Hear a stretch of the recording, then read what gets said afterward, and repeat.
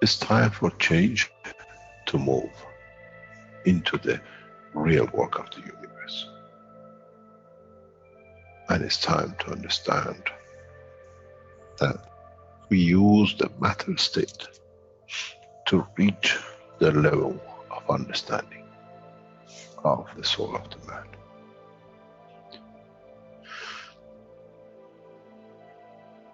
Now you understand maybe why the Creator has sent his messengers in the name of whatever you have had. Is that they bring the ears that it can be used when the time of the Messiah comes. They can teach the soul and the message, not to oppose. But by them understanding through those who have become Messiahs to give from their souls to these to elevate, the job is made easy. The school is there and the students are devotedly there. Then there won't be any fight between what they call the Muslims and the Christians. The lamb and the lion will eat and sleep in the same nest. The Christians and the Muslims will sleep and pray in the mosque and in the same church in the name of their souls, not in the name of religion that is used to create so much conflict for the benefit of those who were the hyperactive children. The time has come, the time of change is here. And as I said, my wish is my command. If it's your wish to see peace, the path of peace is laid very clearly. It's the soul of the collective awareness. By giving will create that position of change. No other thing. There is no pen in the soul of the man. And I'm sure once you go into the universal community, you will never see anything written but the balance of the fields of the soul of the existence. Try to be humble enough not to become arrogant in the power that you have understood and you possess. Otherwise, you'll fall in the same path of the church and the mosque.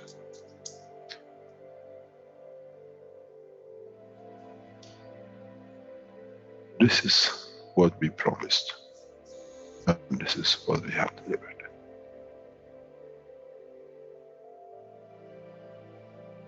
We have to understand the operation of the soul, and we have to understand the soul of the man is a star in the cosmos of the universe. If we compare the soul of the man and many of us, 7 billion in one collection, Earth is like a galaxy with so many stars. When we look in the depth of the universe, we see galaxies with hundreds of millions of stars in it. So is the planet Earth. It carries 7 billion beautiful stars, which are the soul of the man.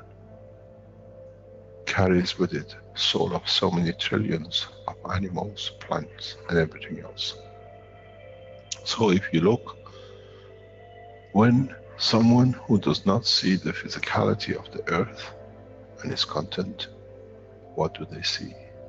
They see a galaxy with so many beautiful lights shining, each one according to their strength, each one according to their position.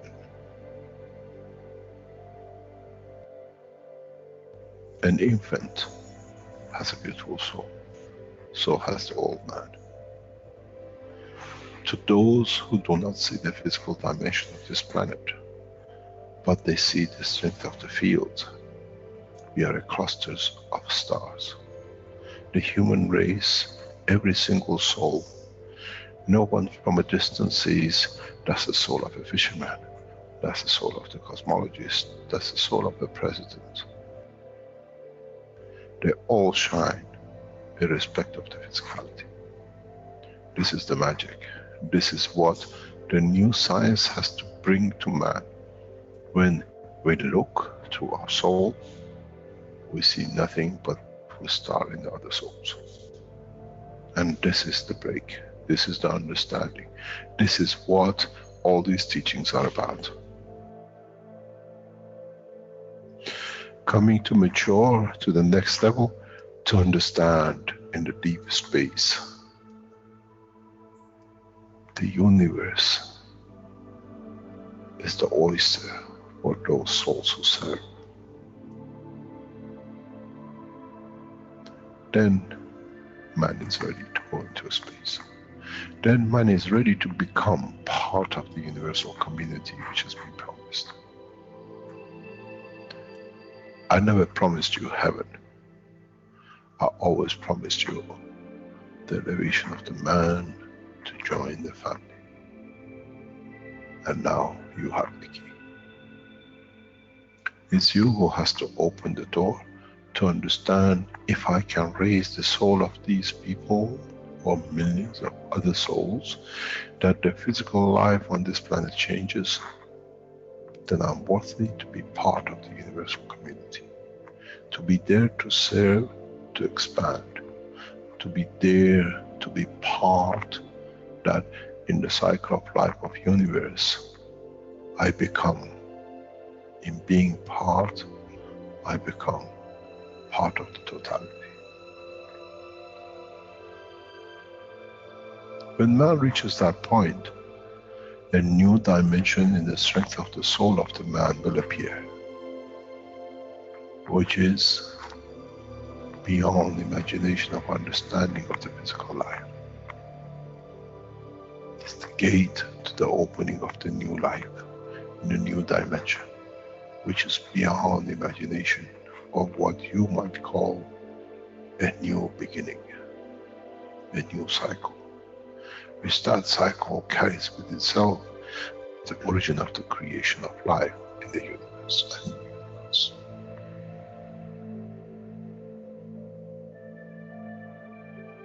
It's the elevation of the soul to serve become the key, not a throne of the physical life.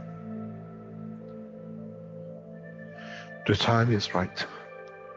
The time has come for the man to go through this process.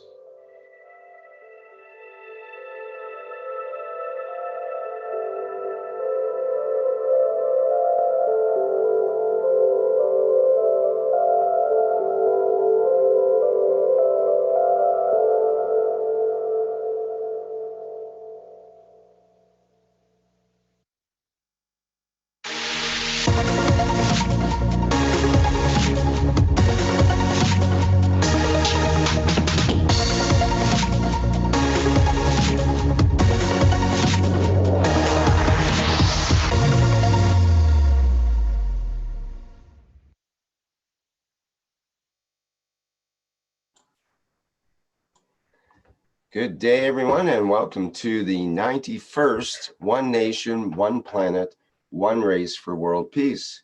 It's Tuesday, October 15th, 2019. I'm your host, Rick Crammond, along with Flint Mulhausen today. And this is a broadcast of the Keshe Foundation Spaceship Institute Education Department, part of the public teachings in English.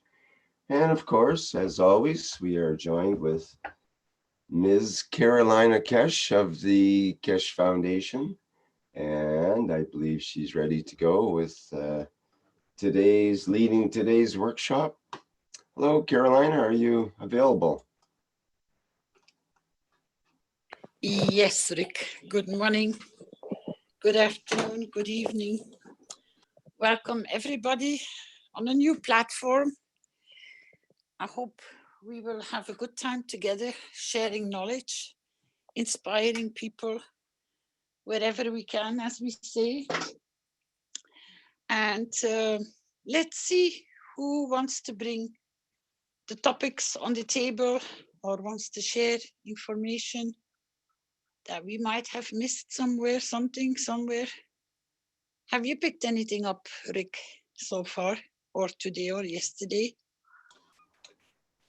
Well, one thing that's a focus of the world right now is the conflict in Syria, with some interesting developments where the U.S. has basically pulled out of their positions in northern Syria and left it up to the Kurds to kind of fend for themselves, and that's really surprised them.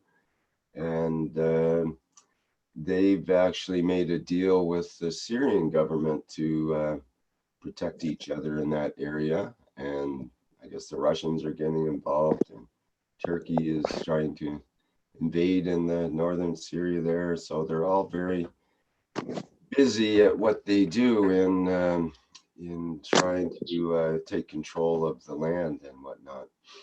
So we can perhaps put our wishes toward a resolution in that area to have the end result be peace, and that's, I think, what we all want. It may look like conflict now is the way I look at it, but actually they're working their way toward peace is what I'm trying to adopt as a perspective on these conflicts. They're only temporary skirmishes while we work out the details of the peace plan is the way I look at it.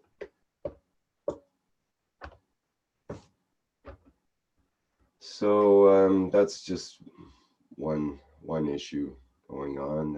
Anybody else have something that comes up for them that they feel is important and needs to be addressed or acknowledged?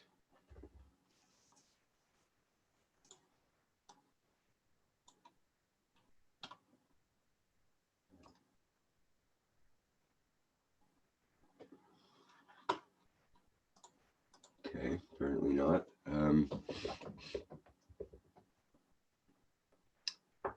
What else is going on in the world? Or perhaps there's something going on in your inner world which is more important and needs to be addressed here. That's actually more important than what's going on outside. So sometimes we forget that the outer things that seem so urgent are actually a reflection of our own inner state. Exactly, Rick. And our wish is our command, so it's happening and it's going very fast. So it's very important to have this Zoom, these teachings to have a reference of what we are applying with this new science and being, inner and external world, because it's the reflection, right? Exactly.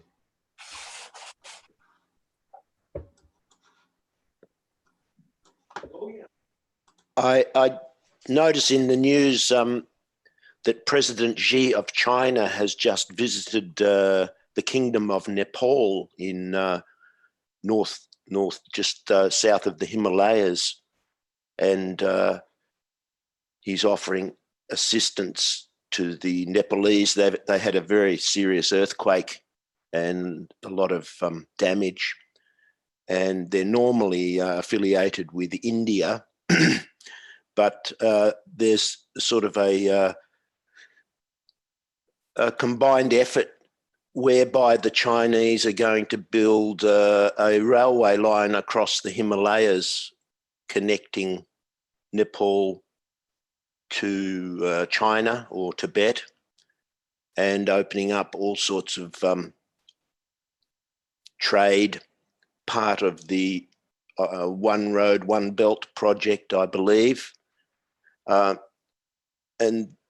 although the publicity in the Western, particularly where I live anyway, the publicity about the One Belt, One Road is always so suspicious and even negative. President Xi has, excuse me, he has made many inroads in the very small Pacific nations also that have been neglected by the so-called protectors and the big countries that, you know, have had sway over them for so many years, sometimes 100 years, 200 years, and really done not a lot. And so I see that as a very positive sign that the borders are coming down through that initiative of China, regardless of how people may view it. And I think that's a tremendous step forward to bringing the planet to one nation, one race, one, you know, everybody joining in unity, and all of the fine print that people say it's a debt trap and all that sort of thing. I think time will tell the benefits of these initiatives.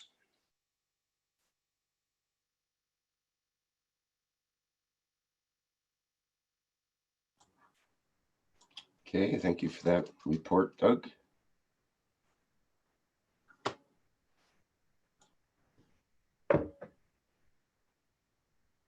Anybody else like to weigh in here?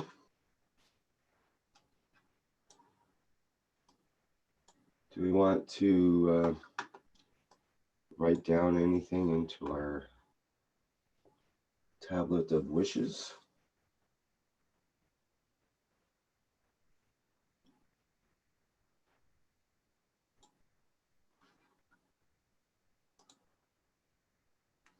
With what Mark just brought is actually funny because.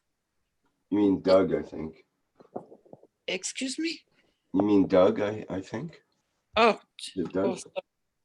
I confuse within their voices. They sound familiar. Okay, good. That is that now that China has actually exposed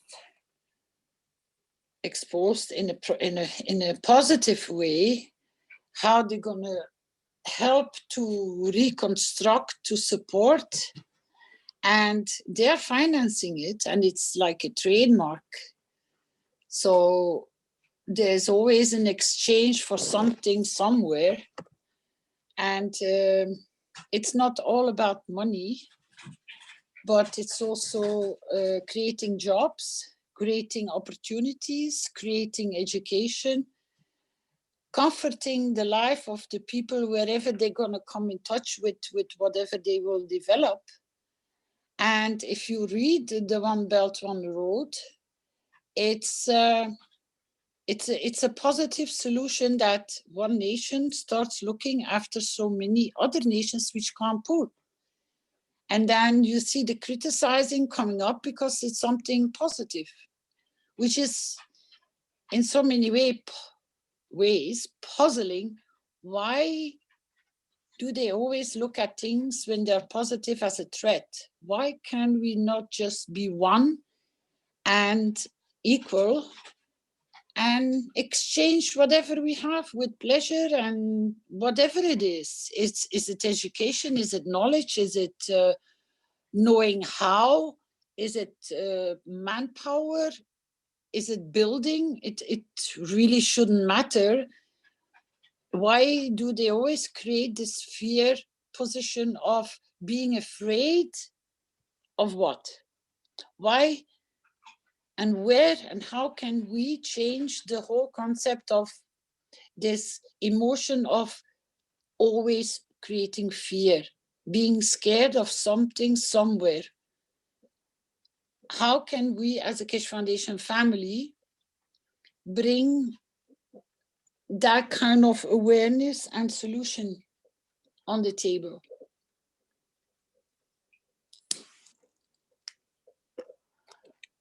Has anybody thought this through? How we can support in more different ways?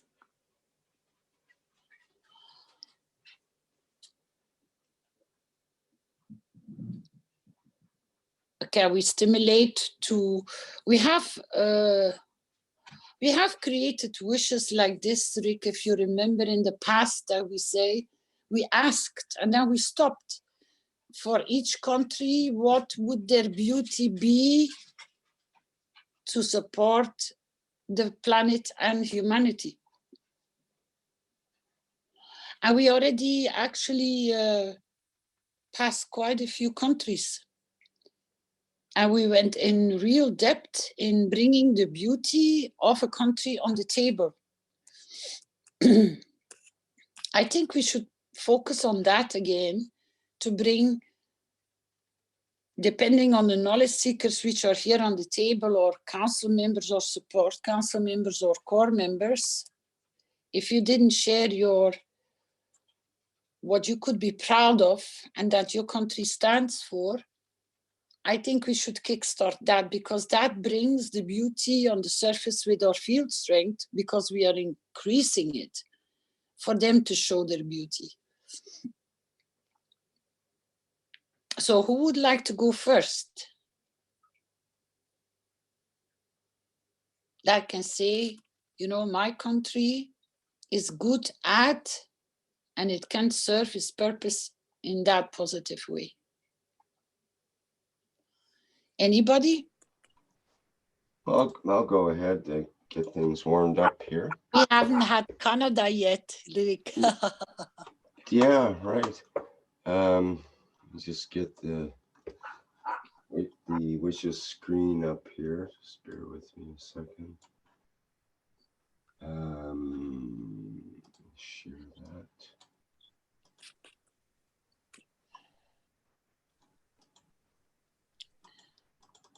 How can Canada? Okay, so yes, I'm from Canada, most people know, and I think Canada, at least in the past, has had a fairly good reputation in the world as a fair and kind of just, you know, nation of law or whatever. And I understand that Canada is either the nation that has the greatest amount, or one of the greatest amounts, of refugees that it takes in every year.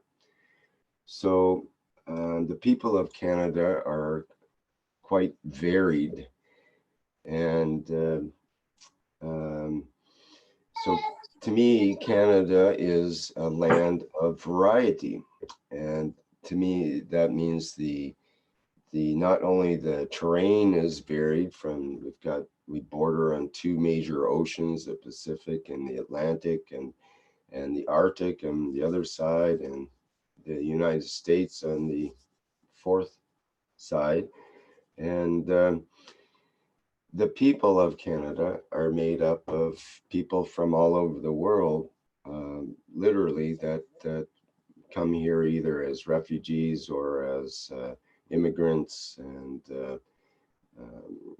so we have in some parts of the country a very high Chinese population, or we might have from India or Pakistan, or you name it. There's quite a few Iranians in Canada, and there's lots of well, I could name every country. I can't think of any country that hasn't been people in Canada that have enjoyed this country. So I think that Canada has something special in its tolerance and its acceptance of other people around the world. And that's come to light recently as our Prime Minister, Mr. Trudeau, got sort of nailed on doing this blackface thing where he dressed up as Aladdin of Aladdin's lamp many years ago when he was a teacher, and he made his skin black when he did that with makeup or whatever. So that was brought up by the opposition, and that was made into a really big thing because he's supposed to represent this whole idea of tolerance and accepting of others and all of this, and the idea of doing blackface is now not considered okay by our society. So this came up and it's been sort of worked through, and now we find people, politicians down in the US, that's the first thing they do when there's somebody recently, that's the first thing he did was admit to the time he did blackface when he was in university or whatever, so he could get that out of the way and not have it come up later in his politics and his his trying to get elected and so on. So generally speaking, I think Canada is a relatively tolerant country, and they are accepting of the refugees that are coming in from all over the world. Not like they accept all of them. I think it's only like 2%, but the overall numbers are higher than other countries apparently. So that's something to be said for Canada. I'm not sure exactly how to formulate that yet, but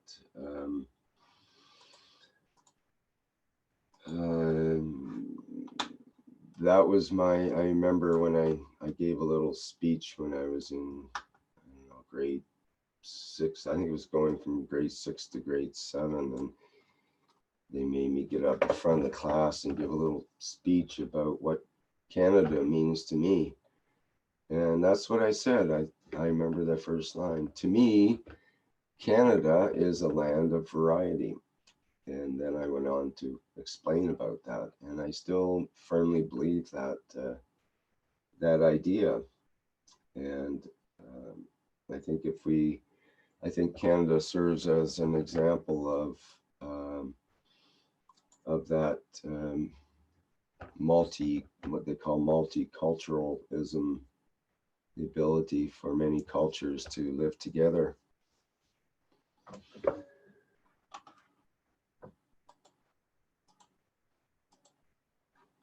Okay, so let me see if I can,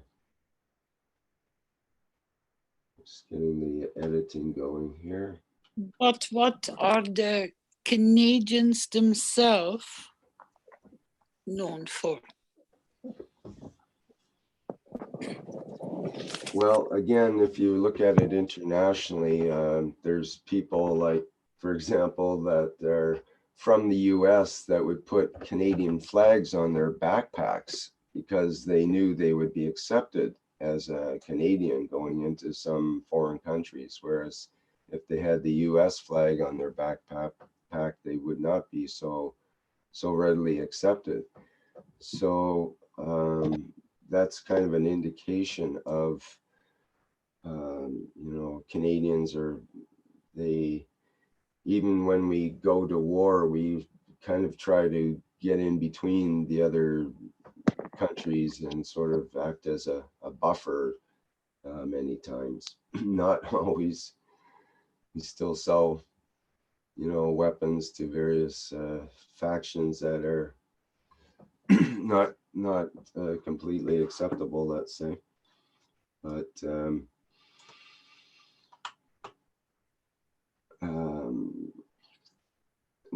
Canadians are known for their what do you call it? Their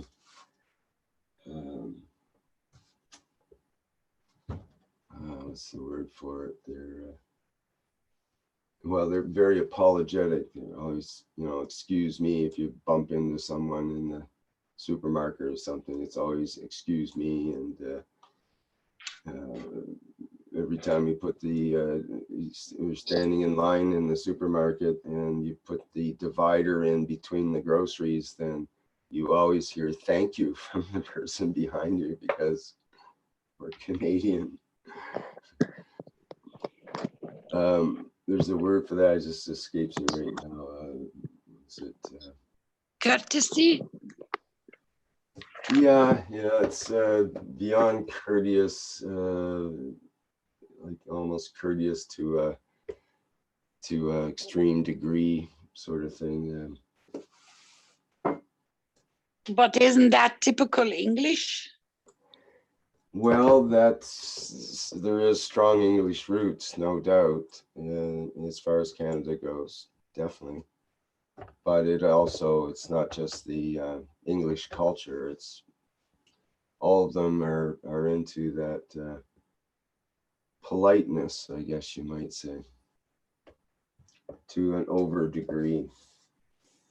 It almost becomes ridiculous. If you get too many Canadians in a revolving door, then you're stuck because everyone's trying to let everyone else go ahead, and it doesn't work in that way.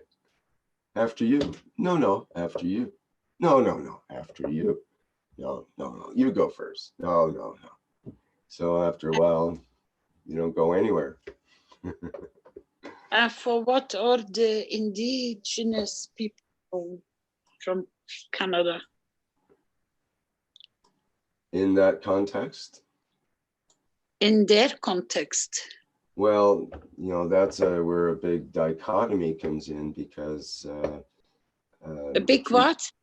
A dichotomy, a division, you could say, because in many ways the Aboriginals were not treated properly in the past here. So there's reconciliation that's always going on, and trying to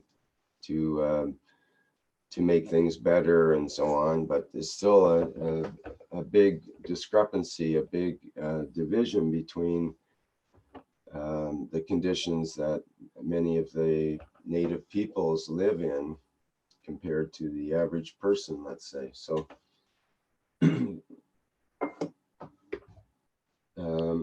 from their point of view, they may not think that the Canada has been quite as tolerant as they say they are, but at the same time, they are bringing the issues to bear to the public and to society, to the government, and there is action. There is concrete results happening, and now we see that the native peoples do have a lot of sway. They do have a lot of influence over what's going on in the government and other realms. So even that, I think, is improving quite a bit in the last years. What are their qualities as a population? Because you cannot only bring the name of Canada, because that name most probably is not even belonging to the natives. How did they used to call their country? Because Canada is a new name, isn't it?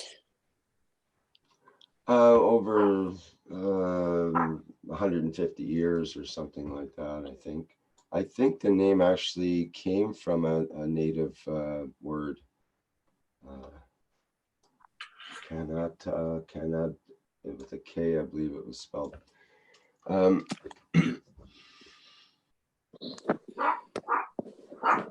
Well, that's a good question. What is the perspective that way in terms of what is their position in the world, the native population, what is their position in the world? And again, if you look at it, the tribes across Canada have gotten together. They're under one council and have elected a representative and so on. And a similar thing in the US, where they'll have groups of tribes will get together and have a common goals and whatnot. And the way I understand it is there's been a more recent than the last few years communications between the North and the South. They all the native groups are sort of banding together in order to go against certain moves of the government. For example, most of the native tribes are against the pipelines and against the development of oil and so on. And that's been a big thorn in the government's side, and basically the native populations have been protecting the environment and protecting their lands from exploitation. So, and that's become a world crisis as well. Their struggles have gone international several times in the past. So, and I think that can be inspiration for other Aboriginal tribes around the world who are also suffering from the same types of exploitation.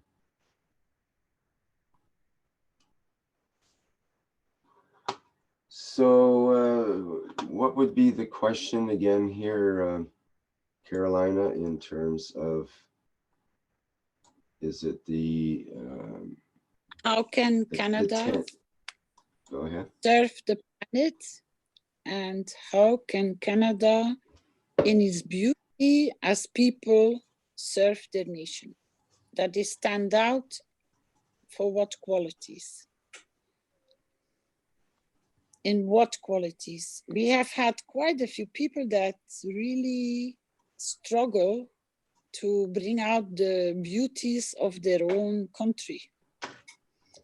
It's like they're covered up with so much what has been going on, and they're confused with politics.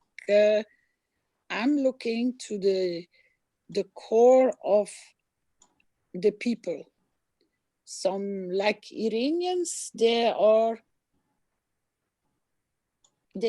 door is always open. So their main quality is hospitality.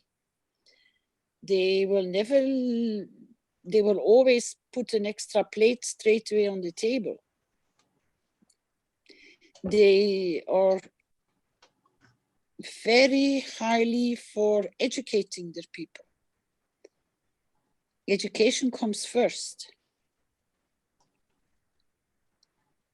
So these are, hospitality is one of the most beautiful things, and the culture, which is based up on what they create and how far back. It's an old knowledge. And I was looking for that kind of information in the Canadians, although it's not a very old, but they are in a way old. And that's why I said you have to refer to it in two different ways. You got to acknowledge the ones which were there from day one, and what are their qualities as a race. What do they stand out for? Is it friendship? What is it? What do the Aboriginals, what are they known for? Tradition. What is their tradition? What do they stand out? Do they preserve nature? Do they respect their environment?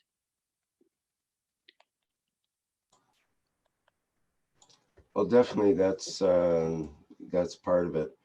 There was a conflict recently about the pipelines being put in, and among the natives, I mean, it's not like all of them agree to be against the pipelines or for the pipelines or whatever. Some agree for it and some are against it because sometimes they can, profit from it, and it helps their communities to have these projects and that kind of thing. On the other hand, we have the possibility of destroying their environment and the environment for everybody for a very long time, and possibly forever. So I'm not looking so much for the new ways. I'm looking for, throughout history, it just pops up what they are known for. You know, when you go to South American country, or you go to Brazil, or you go to Mexico, each country has a beauty. It's the beauty among the people which you have to look for, not the stress situations, but literally actually for what they are known for. So Canadians are known for their cosmopolitan, because everybody is welcome. Yeah, it's more than that. It's like they're willing to help at any moment. For example, I think it was last week, or a few days ago, there was a world soccer tournament, and the last few games were canceled because of there was a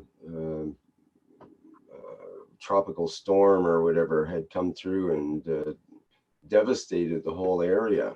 So they had to cancel the soccer games, and the Canadians were in I think the semifinals or whatever, and they're supposed to play their last games, and they couldn't play. And you can imagine normally how devastated you'd be as a sports team. You've gone halfway around the world in order to play, and bingo, everything's canceled because of this huge storm. What the Canadians did was, the Canadian team, is they got together and they helped the local people to, with the issues they were having with the storm and so on.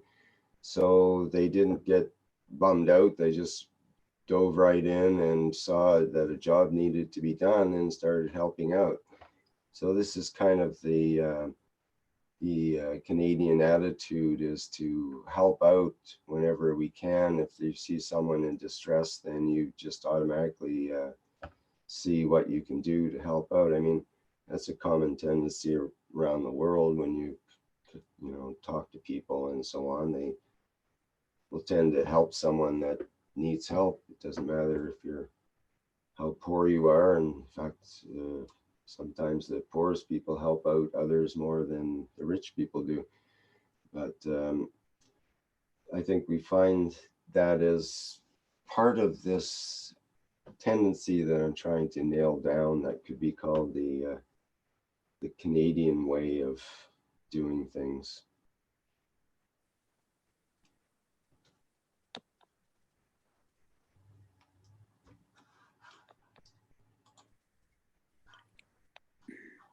Yep. So they are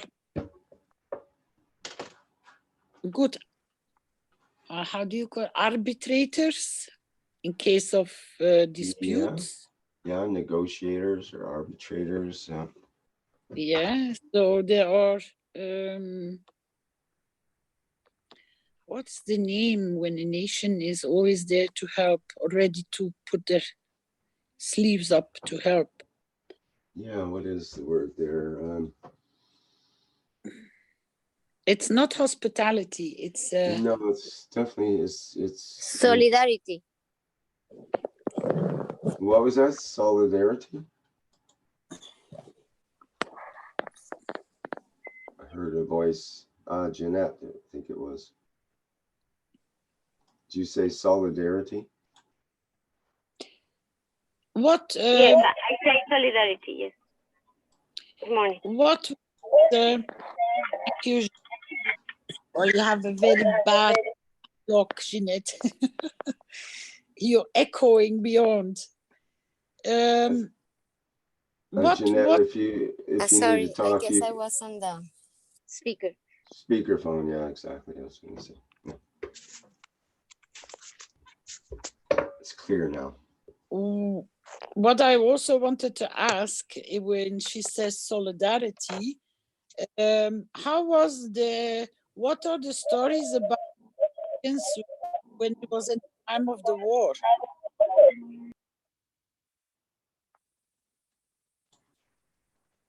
Sorry, I just muted Jeanette there. She's back. Noise. Yeah, I'm here. Yeah, I'm going through a difficult area of the city. No, during the time of war, Allies, when you had the Allies Yeah, their behavior as Canadians in Europe.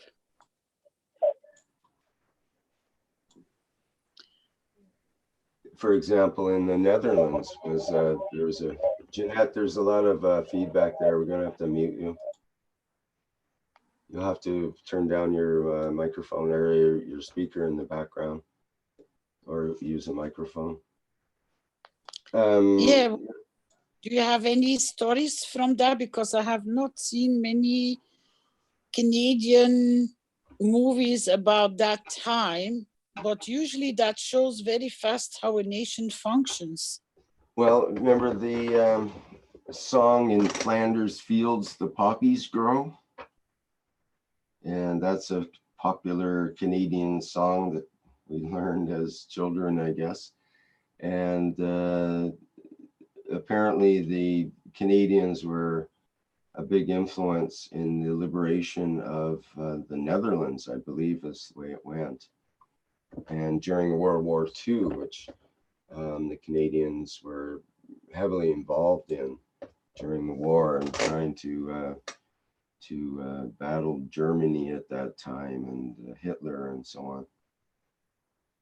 So, for example, my father was involved in that, and he was a bombardier in a bomber at that time. So, as part of the Allied war effort.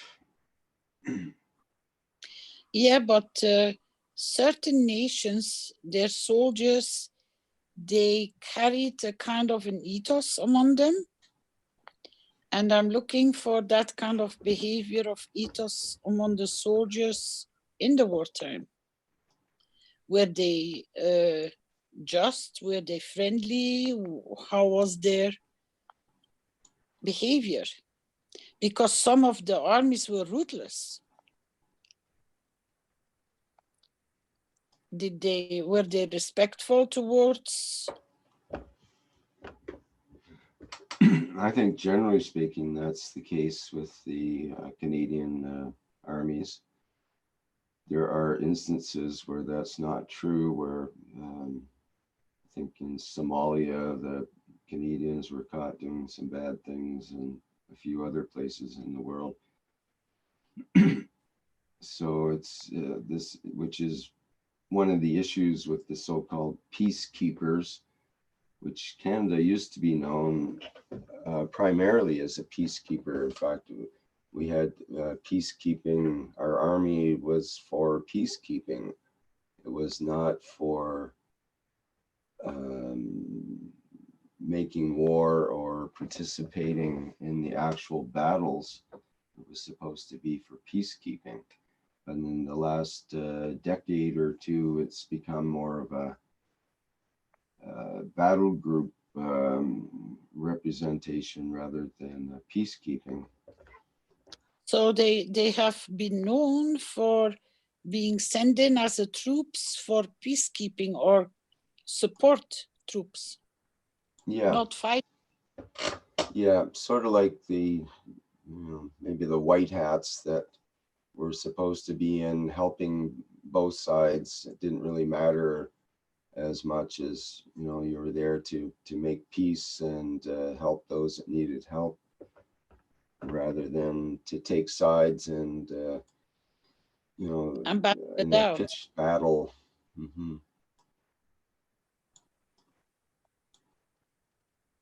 So they were more supportive groups than actually the fighter teams going in.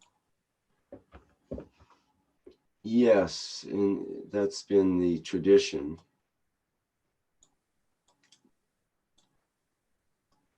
And that's that would be nice to bring that on the table in a shape or form of, because to keep it that way, that they don't turn the other way around. So if that is the beauty, that they always go in as a support team, they usually are always supporting both sides. They're not so very well known to take sides, are they? Yeah, and it's been confusing. Like at one point, Canada was helping the Kurds because they were caught in between Turkey and Syria, and it seemed like a good idea. The Kurds were suppressing ISIS, and they wanted to get rid of ISIS, so the Kurds were being supported militarily by the Canadians and with consultants and all of that. And then a year or two ago, Canada pulled out from from the action with the Kurds. And now we find the US has pulled out as well, which has left them without their defenses all of a sudden. So they took all their oomph away, their ability to defend themselves essentially. But then interestingly, that action has forced them to maintain a peace treaty with the Syrian government, which they couldn't do before. So sometimes these pressures put on that have consequences that are quite strange, or quite you wouldn't think that it would be even possible a short time ago. And who would have thought the US would suddenly just pull out of Syria? And Donald Trump says he doesn't want to have anything to do with the wars over in the Middle East. They're just constant and ongoing, and he doesn't see any reasoning for it. So he just pulls out. And all of his advisors are up in arms saying, you can't do that. It'll just cause ISIS to come back, and it'll be a war zone, and and and which may be true. But on the other hand, it takes two to tango, and if you don't want to play the war game anymore and you pull out, that leaves everybody else scratching their heads going, oh, what happened? You mean we're not playing war anymore? Oh, we have to. This is what we do. So they invade and do all their actions again, but they don't have that clout behind them of the US, or that worry in a way. So now they're forced to be on their own and make their own decisions, and some of them may or may not be correct decisions. We'll see how that plays out. But it's sort of an instant feedback. Who is negotiating with who for peace? Well, that's hard to say right now, because Turkey's really bent on taking that strip of land next to, actually in Syria, from the Kurds. And that's what they're doing. But on the other hand, the Syrians and the Russians are getting together to repel that invasion. And it's either going to be lots of weapons being thrown back and forth, or they'll come to an agreement fairly rapidly, I would think, to have a pause in this incursion. You mean the conflict that they have with Syria itself, to become part of Syria, to stand towards or against the Turks? Well, the Kurds wanted to be independent. They have a area, I think it's about a third the size of Syria, that's separate. They rule it themselves, separate from the Syrian government. And there's always been conflict. The Syrian government wants them to be under their government, and the Kurds want to have their independent autonomy. And but Turkey has had a problem with the Kurds, because some of the Kurdish factions are fighting in Turkey, in their southern part of Turkey or whatever, and that's a problem for Turkey. So they are coming over and taking over the Kurds now, and taking over their land and bombing them and so on, which has released some of the ISIS prisoners that the Kurds have been holding in their prisons. So, and this is what the big fear of that is being projected by some of the military people in the U.S. is that, and other countries, is that the ISIS will be emboldened to go in and start their thing again. So it's a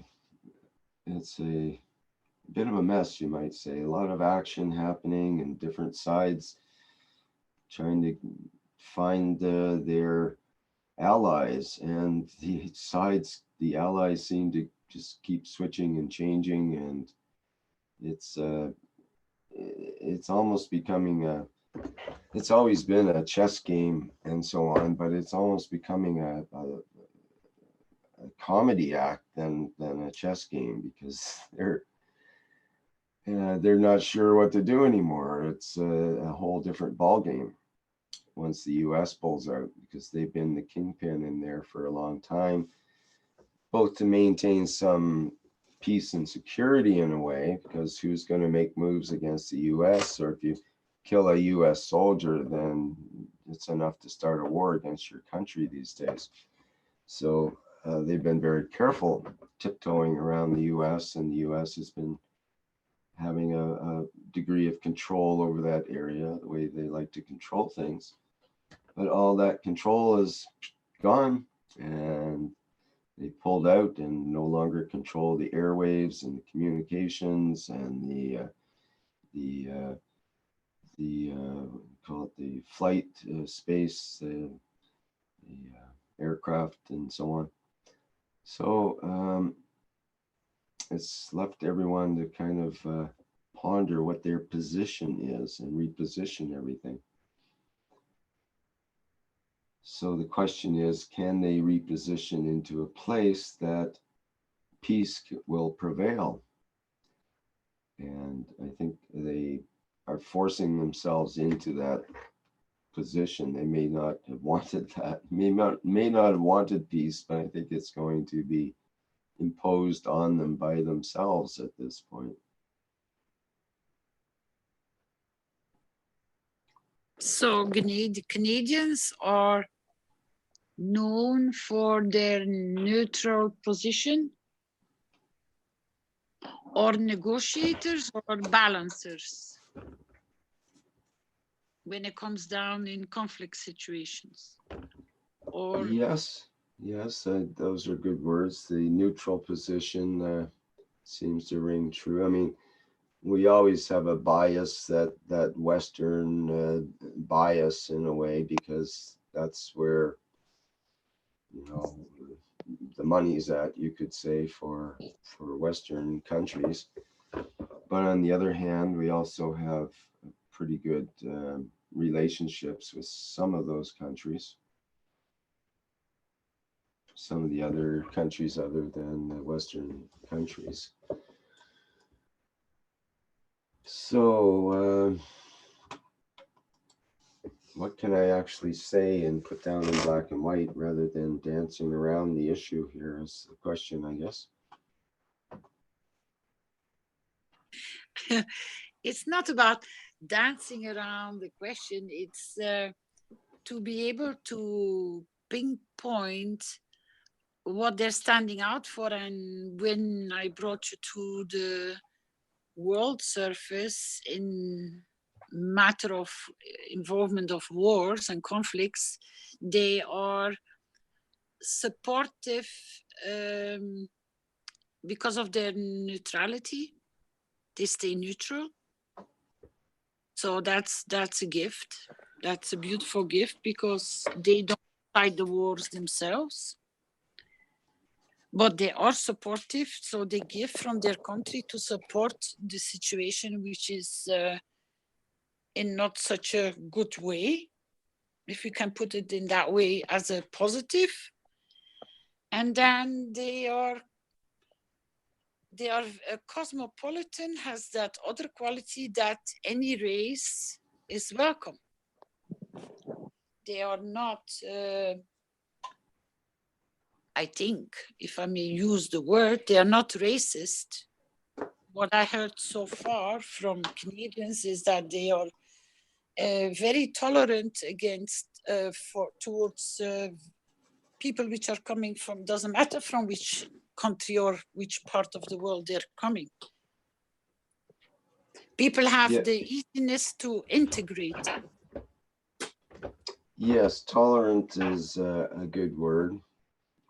That question came up recently with the politicians that we're a week away from the national elections here. And so there's a lot of politics going on. And the question came up, it was asked by a news person, is Canada racist? Are Canadians racist? And so one of the politicians answered that, well, yes, Canadians are racist, but then he corrected himself that, you know, that some Canadians have you know, racist tendencies, but also that the kind of racism in Canada is less extreme, you could say, than in many nations. For example, in the US, you'll get extreme racism. There are lots of examples of racism, you know, on, you know, both sides of that equation, and it's usually so how can you formulate it, Rick? You have two qualities, and then you have a third one, which we cannot overlook, and that is the native Canadians. Mm-hmm. What are they known for within their own structure? If I don't mistaken, called Aboriginals, but you have Aboriginals in different parts of the world that they call Aboriginals, or do they only call? But I don't think so. Aboriginal means native, yeah? In the bigger sense of the word? There's been so many transformations and different words used that I'm confused as to what the latest version is that way. There's native, Aboriginal, Indigenous. Indigenous, yes, thank you, Doug. That's one word that comes up as well. I think that's probably the appropriate word to use.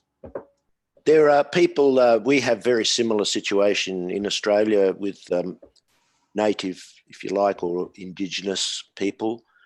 Some of those people take offence with the word Aboriginal because it tries to cover the fact that they are really original, not Aboriginal. And they take a literary meaning of the word Aboriginal, and it kind of overrides the fact that they were actually around for sometimes thousands, if not millions of years before people of other countries started to take over. So, you know, it's a matter of definition. I think in our country, they would prefer to be called originals or Indigenous, and they don't like the word Aboriginal because it wipes out their presence in a technical language sense, in a legal sense, let's say. In our country, the Indigenous people were not even recognised as citizens of the country from the time of the English settlements. They were considered as non-citizens. They weren't even considered as even, you could say, proper human beings. We had a policy, the British government in England put out the policy that this country was actually uninhabited, yet there were thousands and thousands, hundreds of thousands, and nobody knows how many inhabitants, but they claimed this country as being uninhabited. Terra nullius was the legal term they used, and that meant that there was no one here. and you could just prop your tent and then build a city or take over anywhere you like, and there was no native or indigenous presence, which is quite obviously wrong, but it gave some justification to take over the whole continent without any care or consideration for those original inhabitants. And they were in various ways persecuted and pushed and exterminated.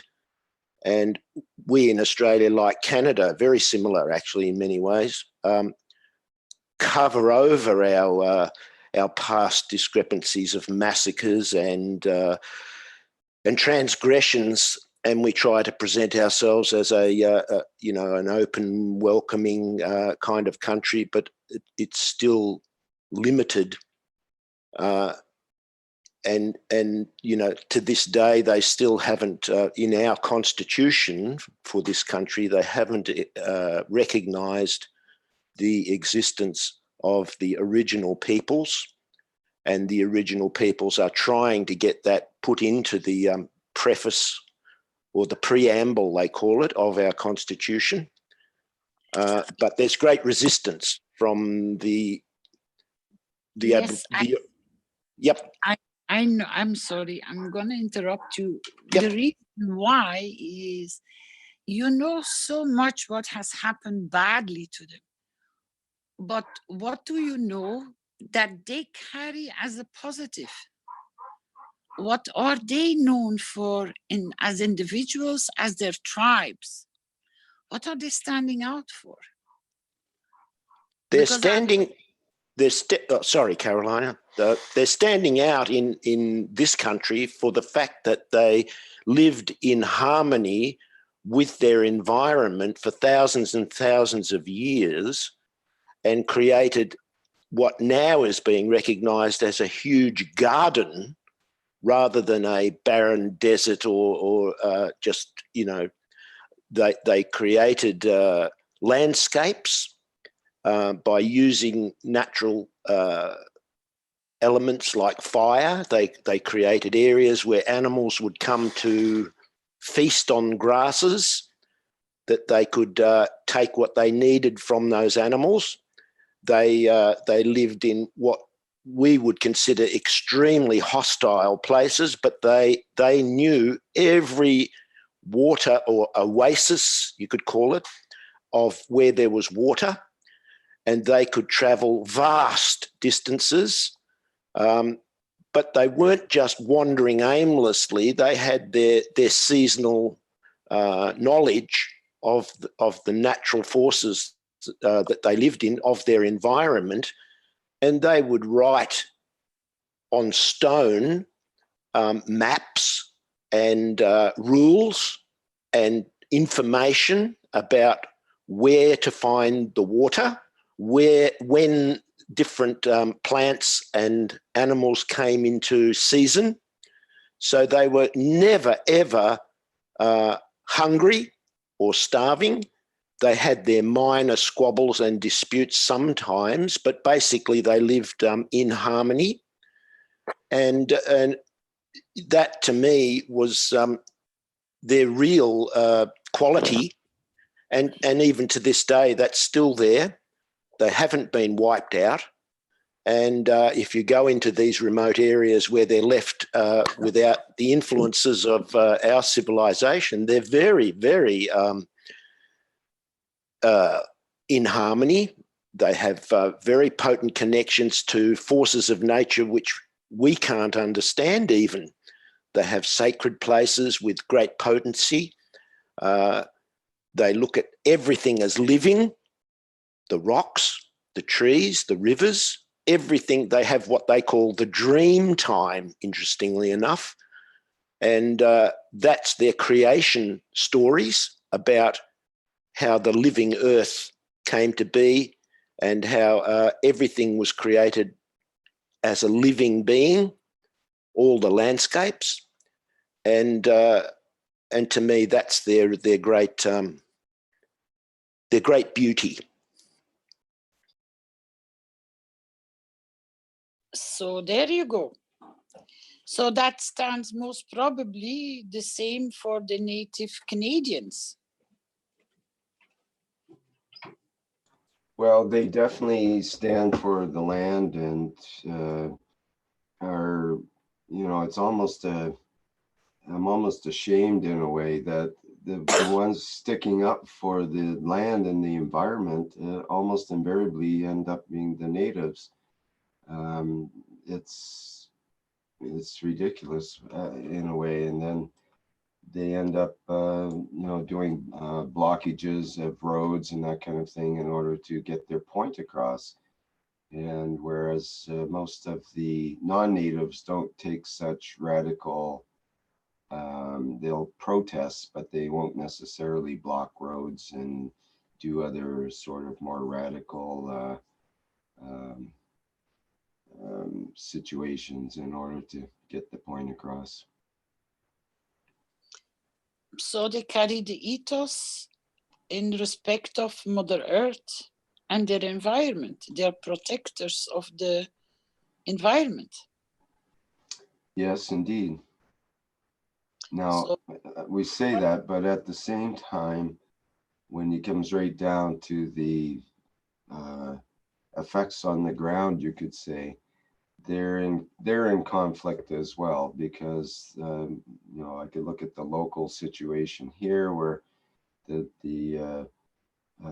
it's been actually, when I think about it, it's been an ongoing issue with the native populations, is that the others, the government and so on, will often dump on the natives' land, and they dump anything from radioactive to burning of wastes and different things like that. And that's what's going on in this area, because if there's, you know, there's money in it, and of course, if since the non-native people like to have their garbage burned, let's say, they get the native populations to do it and pay them to do it, and they'll do it because they need the money. And so that's what's happening on many levels at the same time. So we have this, again, like I mentioned earlier, there's this dichotomy, this you know, Yes. on the one hand, we have the natives are the holders of the protectors of the land. On the other hand, we have a lot of illegal and sort of immoral things are going, big pollution and so on is going on the native lands. So it's hard to, because like I say, Canada is a land of variety. So it's hard to pinpoint right down for one particular group to paint them all with one brush. Yeah, but my painting is not coming from one brush. But if they originally, that's why I ask, what are they known for? Not today, but their culture, the way they have been brought up, it's been spoon-fed among generations. They haven't lost it.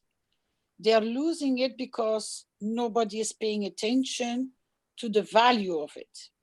Mm-hmm. And with me putting this, if you remember, when I started creating this platform to bring the most beautiful and the most how a country can serve its nation and its people, is I work on the soul level aspect of the understanding of the culture, what is embedded that they know because it's in their DNA.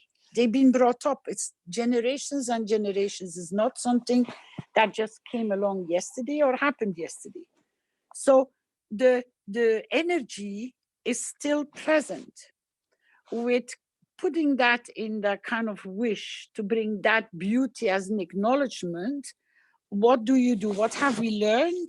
If we work by increasing that field strength, we are doing the same as with the wish we did with the refugees. You elevate their soul with what you know that is present. It's not something that we are guessing. We know that they carry these qualities. That's why I've been fishing for it. And I don't want to hear the negative. I want to hear their beauty. That was my request, because if you bring the beauty and we put it as a wish and we say, I am present, then we revive their knowledge. We revive their desire, which is embedded in them. They inherited it. They have the knowledge. So you just wake up the beauty again. Mm-hmm. So on the other hand, when then you take the Canadians, which have come from outside inwards into Canada, and they call themselves Canadians, they have the quality to stay neutral and being cosmopolitan, to invite and to interact. It doesn't matter where you come from, you can flourish and you can work and you can live among them in a much easier way than, let's say, if you would go to the United States. So those two qualities, when you put them up on the table as we create the question, the question is, how can Canadian serve their nation and their country in the most beautiful way? That should be the top sentence. And then you put their quality, they are cosmopolitan and they are peacekeepers because of their neutral position. And we give from our soul to elevate those qualities in that nation. Then you go to the second part, which is the native Canadians. That's why I was trying to find the right word from Canada, how they called themselves their homeland, which it is. And then you do the same phrasing, and then you bring their culture of the qualities which they carry, and then you create to elevate and nourish, because we give from our soul, then those beauties will come on the table and stay stable. And then you will see the environment changing, that Canadians will be able to stay neutral in the future. They will stay cosmopolitan because we have increased the field strength. And the Aboriginals will receive the elevation of the energy to stand up more strongly for their knowledge they carry about how to keep the whole nature and the environment balanced. So when you inspire them, that it's like setting off a spark in somebody. That's what you do with working on soul level. Does that sound good? That sounds great. Although I lost you at the first sentence there to write it down, unfortunately. I just was, because I wasn't reading. Okay, I've got, how can Canadians serve their nation? How can Canadians serve the nation and the planet in what beauty?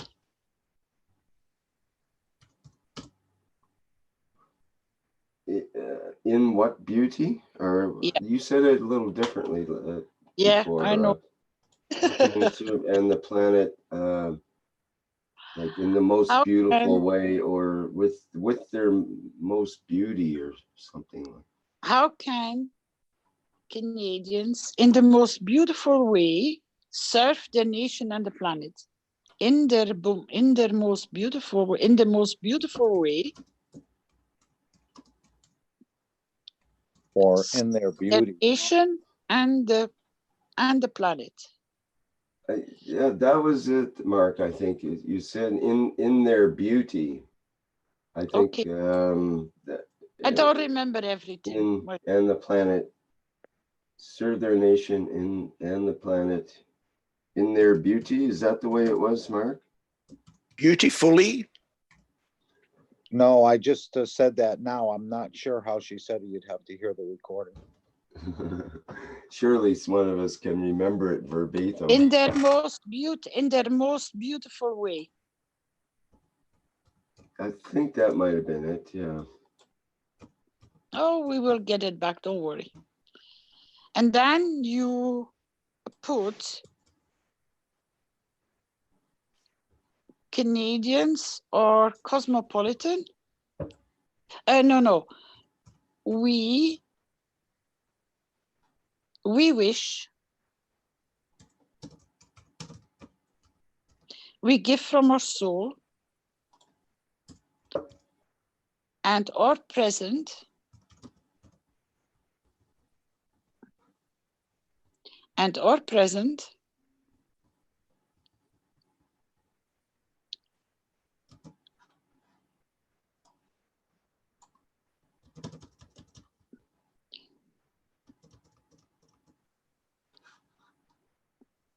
we wish, we give from our soul and are present in this wish.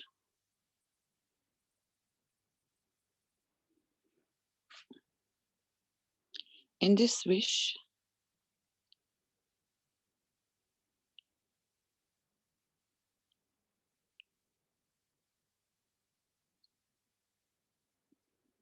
if I would have seen your screen, I would have gone slower. I would have remembered everything I said myself.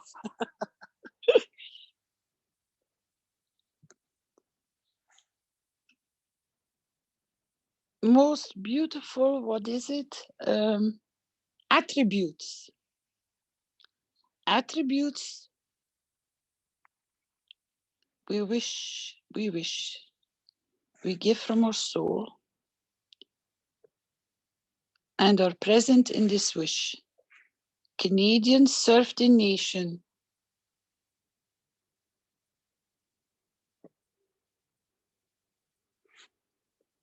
And you mentioned the qualities of the cosmopolitan and peacekeepers. Yeah. How do we work that into it?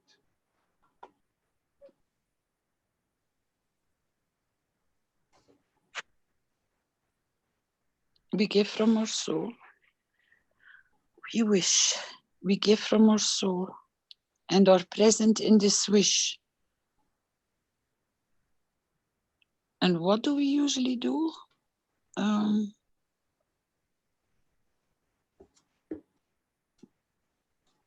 We have to elevate here. What are we elevating? How do we get to that peacekeeper position? And elevating the Canadians as peacekeepers.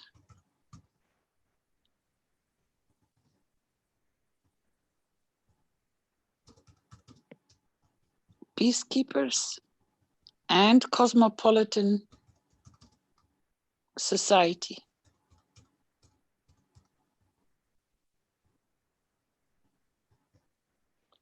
Or communities. I don't know what to use in there because it's a country which is that kind of, it has that kind of beauty. How about tolerant society? The cosmopolitan, I'm not real clear on. I keep thinking of the Cosmopolitan magazine. You're too crazy about that. Cosmopolitan means any race, any food, any nation, any language is welcome. Yeah, well, that does apply, definitely. So the first two words, can't we just start with Canadians?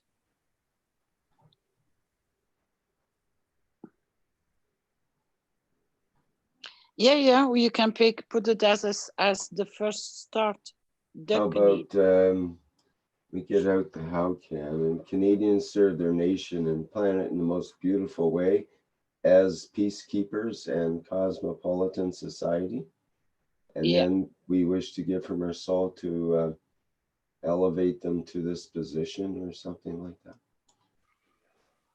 Could we change way to ways, add an S? Because there's many beautiful ways. I know you're trying to focus in on one particular.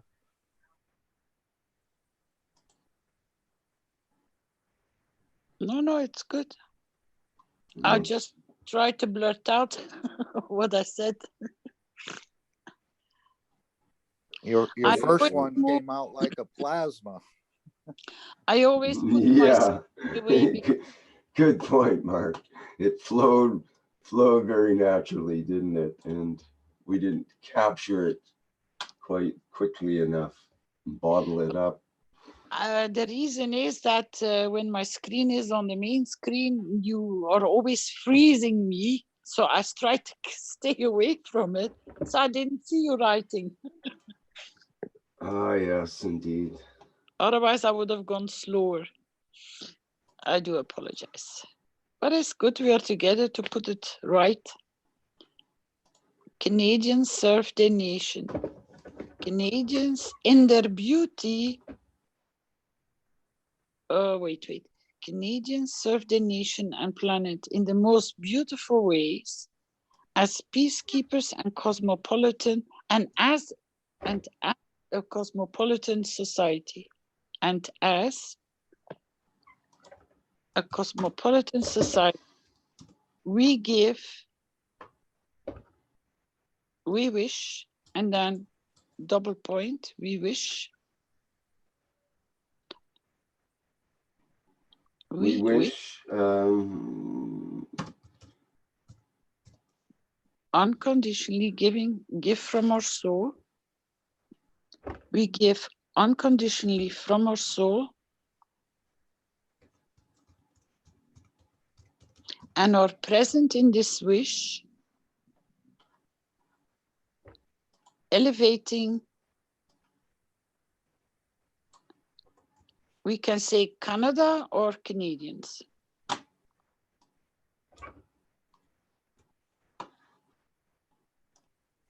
well, I don't know if we can elevate a country. Do we elevate the soul of a country or the soul of the people of the country? It depends how you look at it. It's the totality, but we are referring to this nation here. Let us think about it. Now we can go to the indigenous people from Canada serve their nation and the planet in the most beautiful way. You can actually copy that.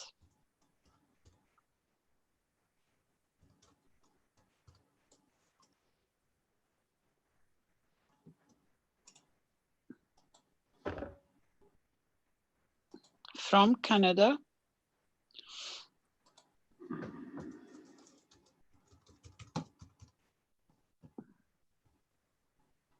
Serve their nation and planet in the most beautiful ways, not the rest, till after ways.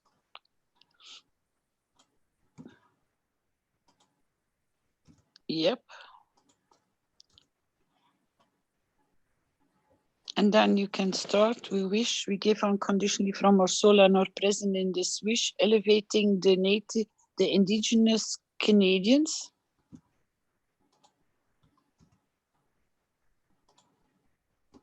Indigenous Canadians.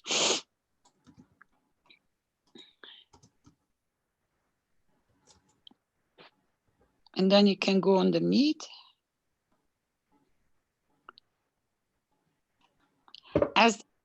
As the true caretakers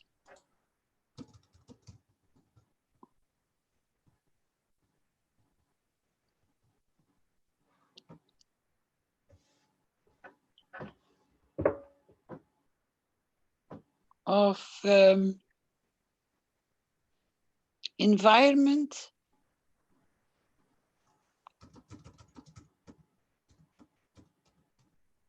and animals and keeping the balance.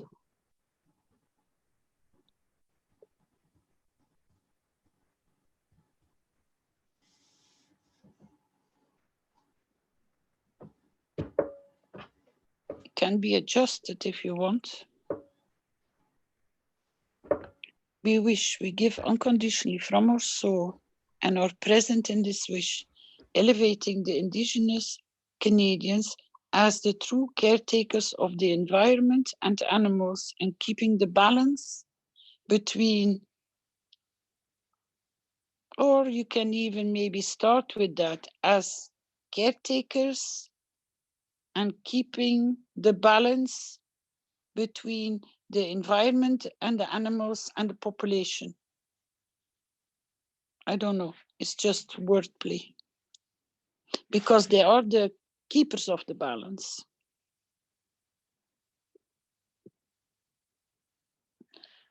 Indigenous Canadians as the true caretakers and keeping the balance, the delicate balance, and keeping the delicate balance, maybe, between the environment and the animals. What do you think? I think that they would look at environment as including the animals and the air and the water and everything, because it's all part of the great soul, you could say. Okay. So maybe I maybe take animals out, and as the true caretakers of the environment and keeping the balance seems good to me.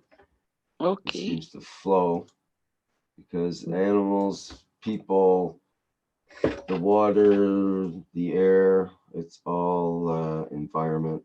It's all part of what's outside of ourselves. And then keeping the balance includes our inner parts as well as the outer parts, that balance. So once the environment's taken care of, which is outside of ourselves, then keeping the balance between inside and outside, that Can seems we to be what they're good at. Can we maybe add the Indigenous Canadians as the true knowledge seekers and caretakers of the environment and keeping the balance? Because they are the ones who carry the knowledge. And if we elevate the position of that they are the carriers of the knowledge,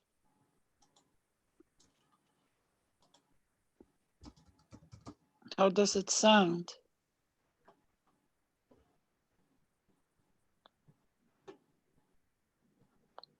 Well, it could very well. I was going to mention that in that sense, the local tribe here, the Suk tribe, Tisuk it's called, is the oldest ongoing tribe in North America, I believe. They go back to something like 4,800 years. They can trace their roots. Wow. And so in a way, they represent that true knowledge. They have very deep roots in this area. I mean, imagine your ancestors living in an area for that period of time, and what it would take in order to maintain that over that time period. And this has been probably pardon me? Try to learn it. To learn it, yeah. Yeah. Well, it also turns out, you mentioned knowledge seekers. Well, it turns out that this same tribe happens to have the highest per capita, the highest percentage of solar panels or solar installation in Canada as well as a community. They have the highest number of solar panels per person of any other community in probably North America, but at least in Canada. So this is interesting that this ancient group with these ancient roots is, like you just put in, the true knowledge seekers as well. They're at the leading edge of this alternate means of energy, so much so that that community is now energy independent. They don't require outside power. They still have it there for certain circumstances or for whatever reason that might be a bit cheaper or something. But they are basically independent of the grid from their knowledge that they've applied, and they're, somehow they got it together to do that, and in a better way than anyone else has. So they've shown their real beauty, you could say, regarding being knowledge seekers and caretakers of the environment. And that's that keeping of the balance. That's what they're doing. And now they're showing others how to do that. And that's part of what they do, and help others to install these solar panels and so on, to try to become more energy independent. So are you happy with your 2 wishes of Canada, Rick? Yes, thank you for bringing these aspects out, Carolina. There might be a few other words that would end up defining it a little more, but I think it's very nicely presented. Thank you. You're welcome, because I would love to say I am present. Ah, yes, that's what we have to put in. And of course, what is it? And the date. So actually, we are present.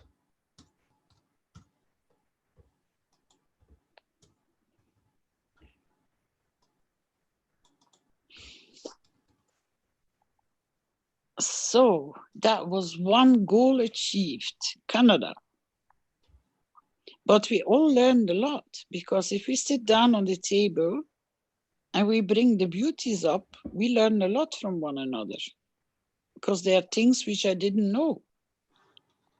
And that's why, unfortunately, I had to stop Douglas, because I wanted to twist the information around to the most beautiful thing that he knew, and he brought so much knowledge. Thank you very much.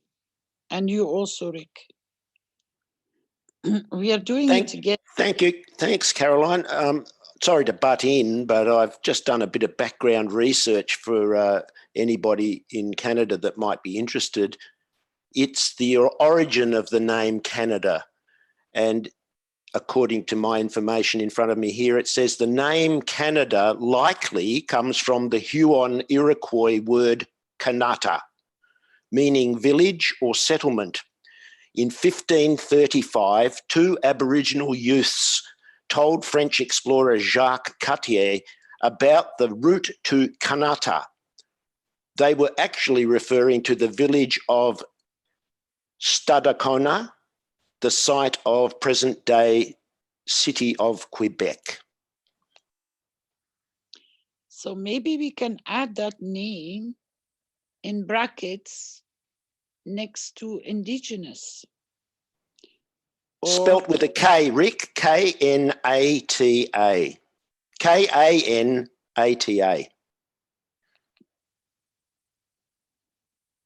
Okay, there we go.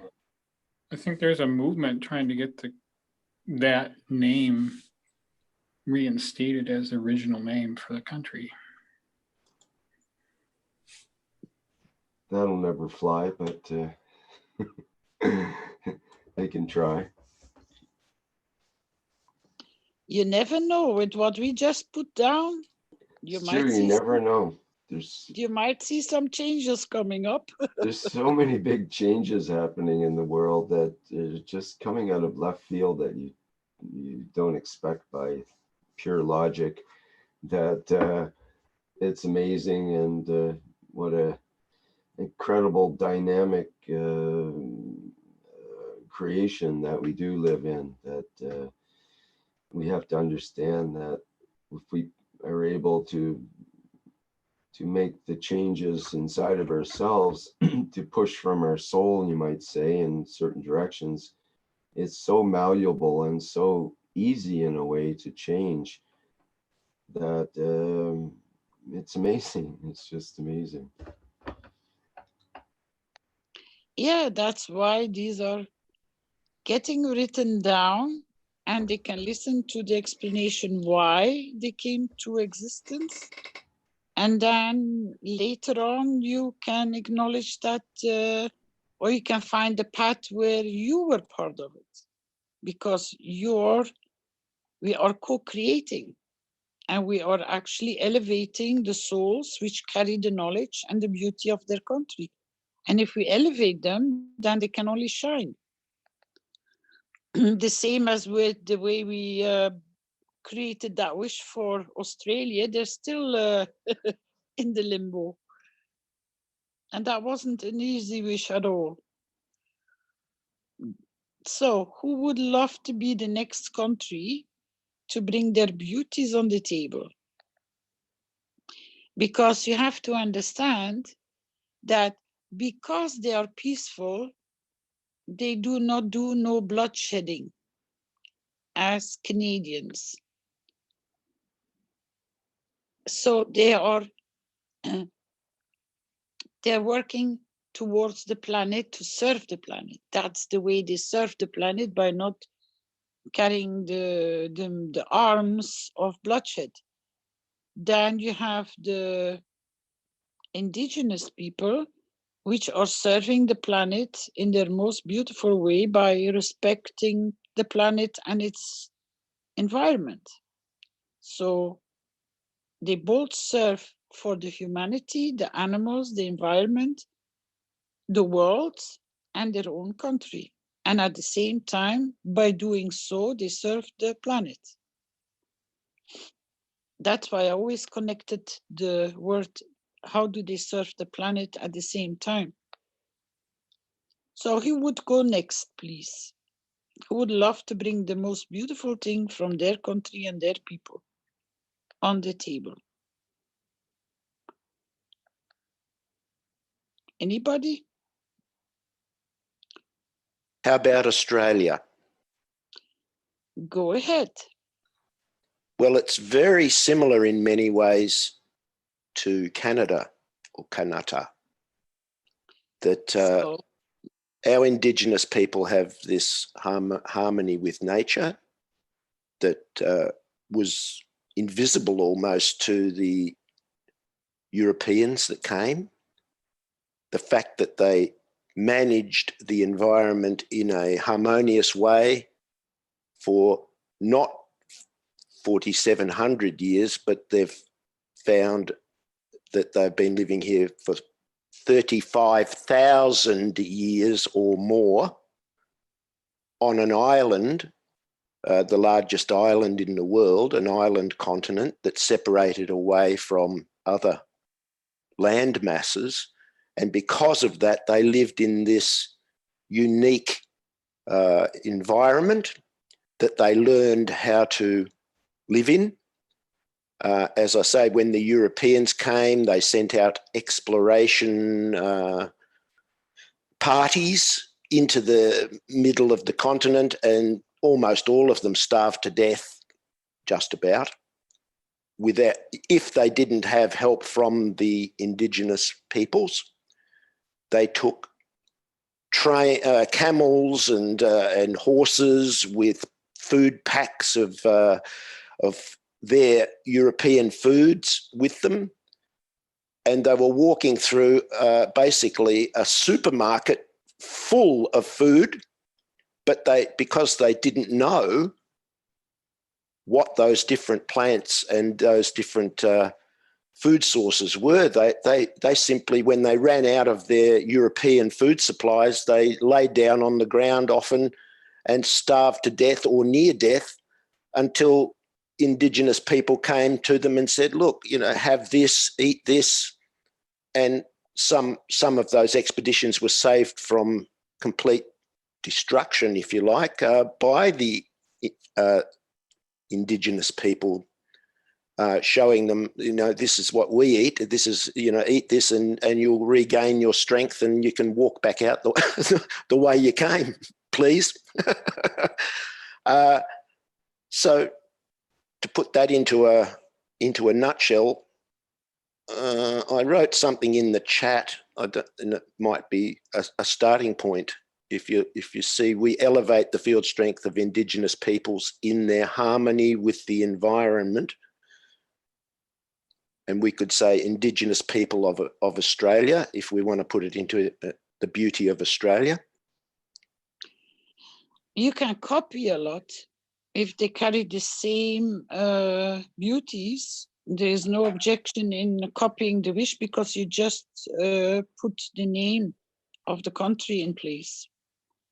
But now you have to go to the other Australians. How are they? What are they known? Well, they're known also in very similar fashion as the Canadians are known as very hospitable and welcoming. Our reputation in the world is because we live in a bright and sunny land with, you know, a relatively little population compared to the size of the landmass, and we're very welcoming to any visitors that come in. And similar to what Rick was saying in Canada, there's always, we say, "G'day, mate, how are you?" You know, welcome, enjoy, and you know, go down to the beach. Come down to the beach and enjoy this bright, sunny land. And there's plenty of room, although there are. I'll just interject that Australia is the planet's 6th largest country, and Canada is the 2nd largest country. So they're both very large countries with relatively small populations. And also, yes, Australia is both a continent, an island, and a country. It's the smallest of the 7 continents and is one of the largest countries by area. So interesting. Continue. So our population is by the nature of this, the influence, if you like, of the environment here, people can't help but be reasonably happy. There's opportunity for everyone to enjoy what would be almost a dream lifestyle compared to many places.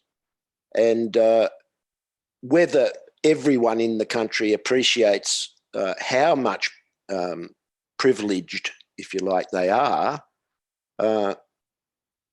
still very, very happy. The nickname they give and have for a long time, this country is called the lucky country, because our original settlers were prisoners and convicts from England that were sent all the way around the world to be basically slaves of the military to establish a colony in this land.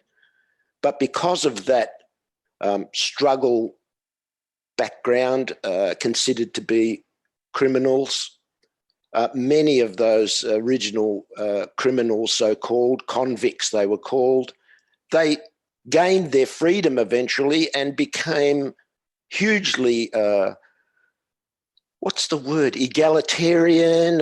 You know, they didn't have the prejudices of the place they originated in, the class systems of England. They were open to change. I think Australia was the first country to give votes to women in the voting system. Many breakthroughs were, and social changes were implemented in this country because of this background of being from the bottom rung of European society rather than the top. There were overseers and governors and such of the elite, but the common people have always been a little suspicious, a little bit, look, we don't really consider you people as higher than us. So it's a very even, which goes back to the original people also. They never had kings. Everyone was kind of equal. Everybody had the same status. There were wise people that were advice was sought from elders, you could say, of that. But we share that comes down through our bloodline, if that's the correct way to put it, or whatever. Most Australian, kind of like a independence is almost. Yes, yes. You could say a fierce independence. Yes, like, yes. You know. If we push too far by a government that's irresponsible, for instance, then people make their feelings known. They don't do it by rioting. They do it at the ballot box, as they say. They just say, well, we'll throw these people out and we know they're all basically the same. Politicians are just politicians, but we'll just clear out the old, and we'll give a bunch of new politicians a go, and see how they go. And if they do this, similar nonsense, then the people speak again and give another. And they tie the parliament up, like Carolina said. Since Brett's wish about Australia, the Australian Parliament has not been able to do much at all, because it's kind of on a balance. There's never there might be on paper a huge majority, but still they are really kind of inactive, because they're too worried that the people will revolt through the elections and so on and throw them out of power. And that's an ongoing process here. It's kind of stymied all these grand plans that may have been afoot for militarising this. Australia has recently become, instead of they were planning to export military equipment and so on and build a big industry around that, but that's been stopped. And it turns out we're just buying the used equipment from the United States. We've become behind Saudi Arabia, the biggest military importer. And that sounds horrendous. But remember, all of this military equipment can be made absolutely redundant and useless in an instant. So we may end up with the biggest museum of antiquated and outdated and useless military equipment in the world. So you look at the bright side, not the negative side. And that's what basically Australians do. It's a very optimistic country, not a pessimistic country. And even when people are down and out, they're still, can go to the beach, to a beautiful park or whatever, or up into a mountain situation, very, very nearby. Even in the cities of Australia, the natural environment is still very much present. We do actually have wildlife living in cities, koalas and kangaroos and wallabies and millions of birds that interact quite happily in an urban environment. You walk around a corner and you're in a bushland setting, but you've just come from skyscrapers and a city. And because of the low population, we've tried to build a man-made environment as much as possible, but nature is still very, very close by here. I'm rambling on a bit. Okay, well, let's try to nail down more of the aspects of the people of Australia, I guess. Do you have some guidance there, Carolina? Well, we can copy and just add the name and turn it into Australia, because they are living with the same knowledge and the same know-how, but not in so many ways. Australians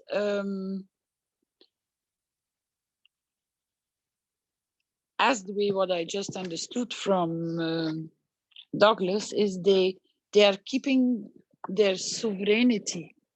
Is that the correct word? Yep, that's a good sovereignty. You mean? Yes. Yeah. Yes. Sovereignty. As individuals and collectively, not the. We're not talking politicians now. We're talking the people that populate. We are always talking about the majority, because I explained that before. If you go for the people and you go for their beauty, and or you are in the same situation as the Canadians, you have two tribes, two different ways of inhabitants in one country. The majority always overtakes just what you just confirmed and explained with one man's wish. When he heard what they were planning, that wish came on the table. It was a confusing wish. It was explained in a very confusing way, and we had to find our way out, but we did. And we all together worked on the understanding how to balance it. And look what that wish is still doing today. And in so many ways, Rick, if you could take that wish and add it to this part, then we will keep the sovereignty of the Australians intact. Because as he said, we might be collecting war museum pieces, but that's okay, because they can't go or get far with it. But maybe we can even stop that kind of flow, because you reenact upon the energy of that wish of that one man. So I wouldn't mind to put it right with it. So that is also the confirmation that Australians, deep inside of them, they are peacekeepers the same way. So, but they're if you want to not to use exact the same word, they are really protecting, because of the confirmation of the wish, their own sovereignty. So I'm not clear. You wanted to add from something else onto this part. Australians serve their nation. Do you remember Brad's wish? Oh yeah, okay. It's way back, Rick. Way back. It's maybe a year or so ago. Brett Headley. Yeah, I'm not. Did we record it down on? We'd have to go through each week's. I think it was I think it was typed out, if I remember correctly. We did type it out, and as Caroline said, it took a long time to try and knock it into shape, if you like, but we did. Yeah, but that doesn't give me I need a date here. We've got, maybe somebody in the background. Somebody must remember. I think we went through this before. We went and got it one other time. Maybe somebody a year ago. Can somebody help Rick in the background to collect the wish and bring it forward so that we can finish this one? Is anybody there willing or able to help to collect the wish from the wish list? Are all the wishes on the Wikipedia? Yeah. Yeah, for this it should be. Just trying to. Yeah, they are.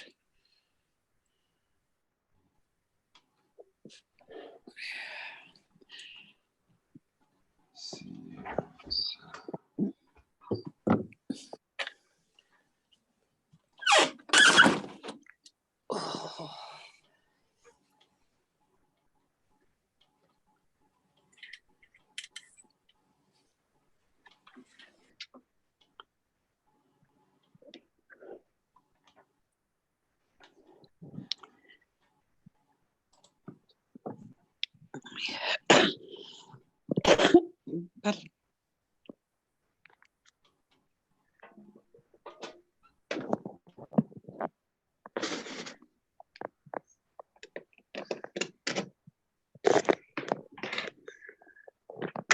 You see, with this way of working, also, you can go around the planet and just collect their beauties and increase.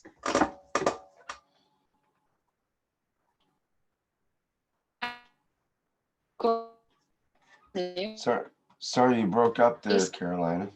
Purpose of the world peace. You can go around the planet, around the world, you said, and it broke up after that. Couldn't hear.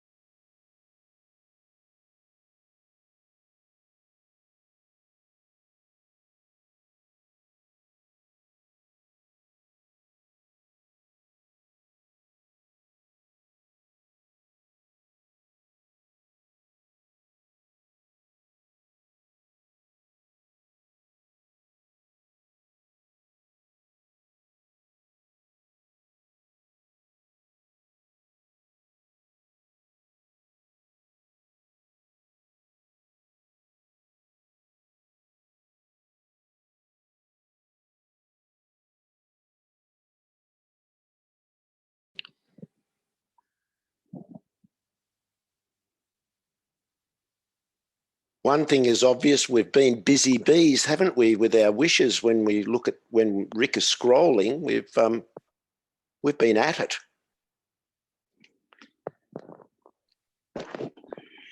Now you can imagine where we have already kick-started all these changes.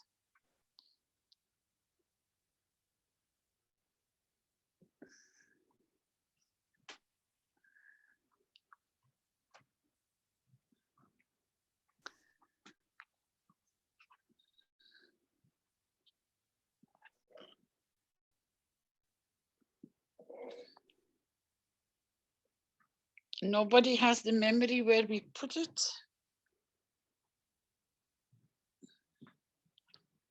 Got the one from Flint here about the military in the United States, about stopping the war games. And he's carrying on. We're zeroing in on it, I think. I said, he's carrying on. Because to him, these are war games. Yeah,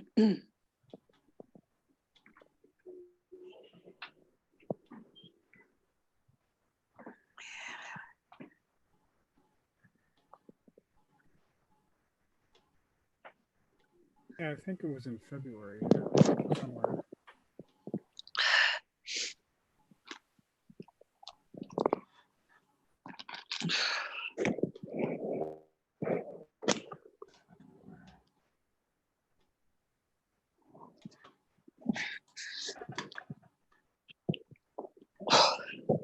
It's about beauty of a country, or what is needed for searching? We are searching the wish from Brad Hadley about Australia, about their politicians not to go into buying arms. One month ago, more or less, if I remember, because Bradley, it's from 2 or some, I don't know, it's my feeling. I searching in same time because it's passing 2 hours. That wasn't the wish that got you a little angry, was it? Or what he was saying that time? August of 17, halfway down. August. Thank you, Flint. You jumped to September. No, no. right there. Scroll up. There. Yes. Very good. Thank you, Flint. Bingo. August 2017. Okay, so I'll just copy that whole thing for now, and we'll bring it over. Is there anything else there? I think we're good. Okay. Come back into real time here.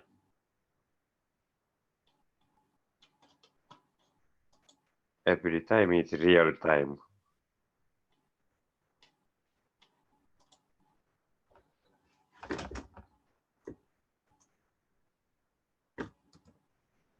Okay, so how do we incorporate this? It says from Brett's wish from August 1st, 2017, my wish as an Australian citizen is to maintain the status quo of the current peaceful laws without need for alteration, manipulation, or creation of new defensive entities, as Australia is a peaceful nation. This creates the peaceful protection of all citizens of Australia and neighboring nations.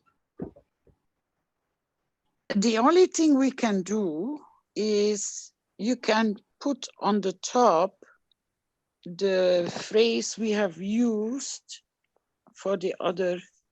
We give unconditionally from our soul, because now we are increasing the field strength, no longer out of one individual, but we are literally increasing his wish by all of us.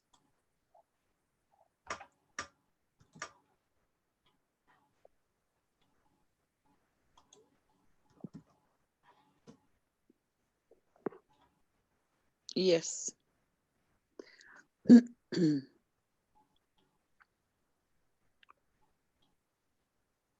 So what for do we have so far? We wish and give unconditionally.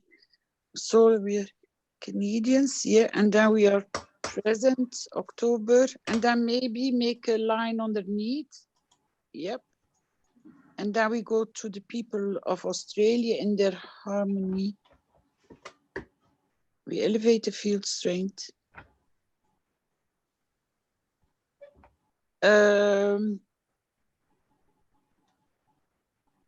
You also can, if you can go a little bit down, Rick. No, the other way. I mean up for you. Copy, we wish and give unconditionally from our soul and are present in this wish, elevating the people of Australia.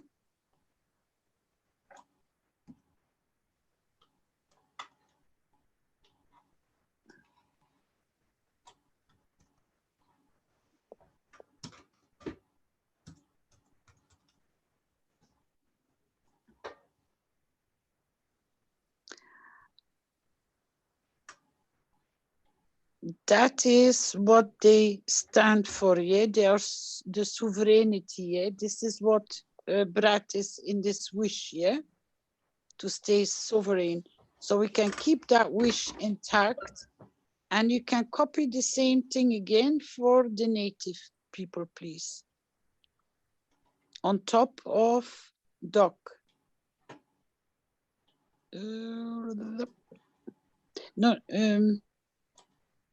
No, that's Canada, darling. Yeah, what you just copied, you could copy this for the Australian Indigenous people. About the we give unconditionally from our soul, you mean this part? Yeah, yes. And put that on top or underneath. We are present October 15th. You can put that on top of it and then see how we can work it out. The full sentence there, because he's talking about indigenous people.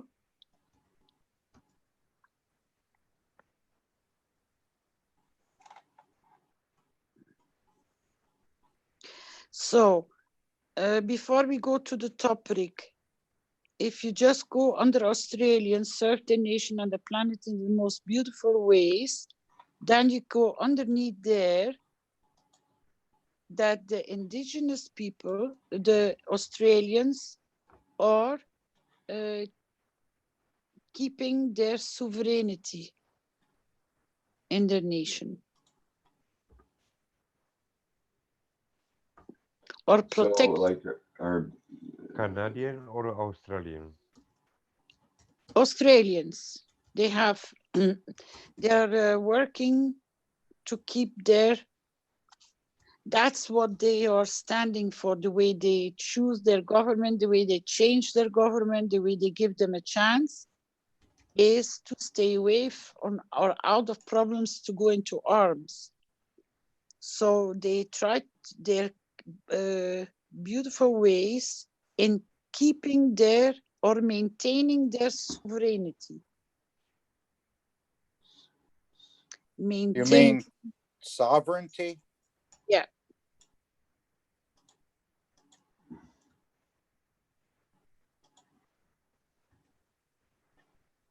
I'm having trouble with this word. SOV.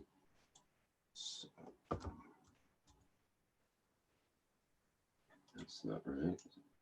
There we go. Ways in maintaining their sovereignty. They kept it so far, so they are maintaining their sovereignty.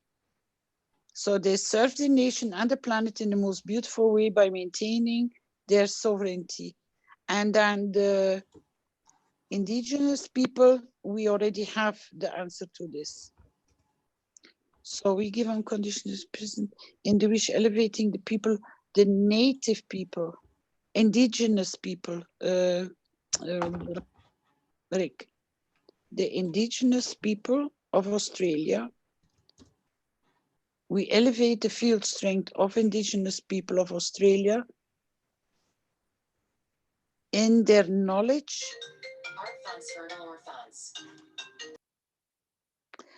of Australia, in their harmony with the environment. And I would add knowledge, if that is okay, Doc. Yes, very important. So to add knowledge where to with the. She said in their knowledge originally. Yeah, instead of in their harmony, in their knowledge with the environment.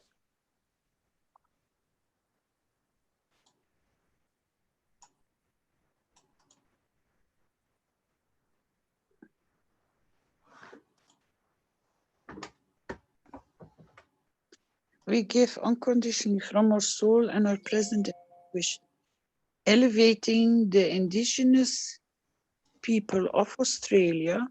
We elevate the field strength of indigenous peoples of Australia in their knowledge with the environment. You can separate that after Australia, the top line. We elevate, that should be a new sentence, please. Yeah. What are they called?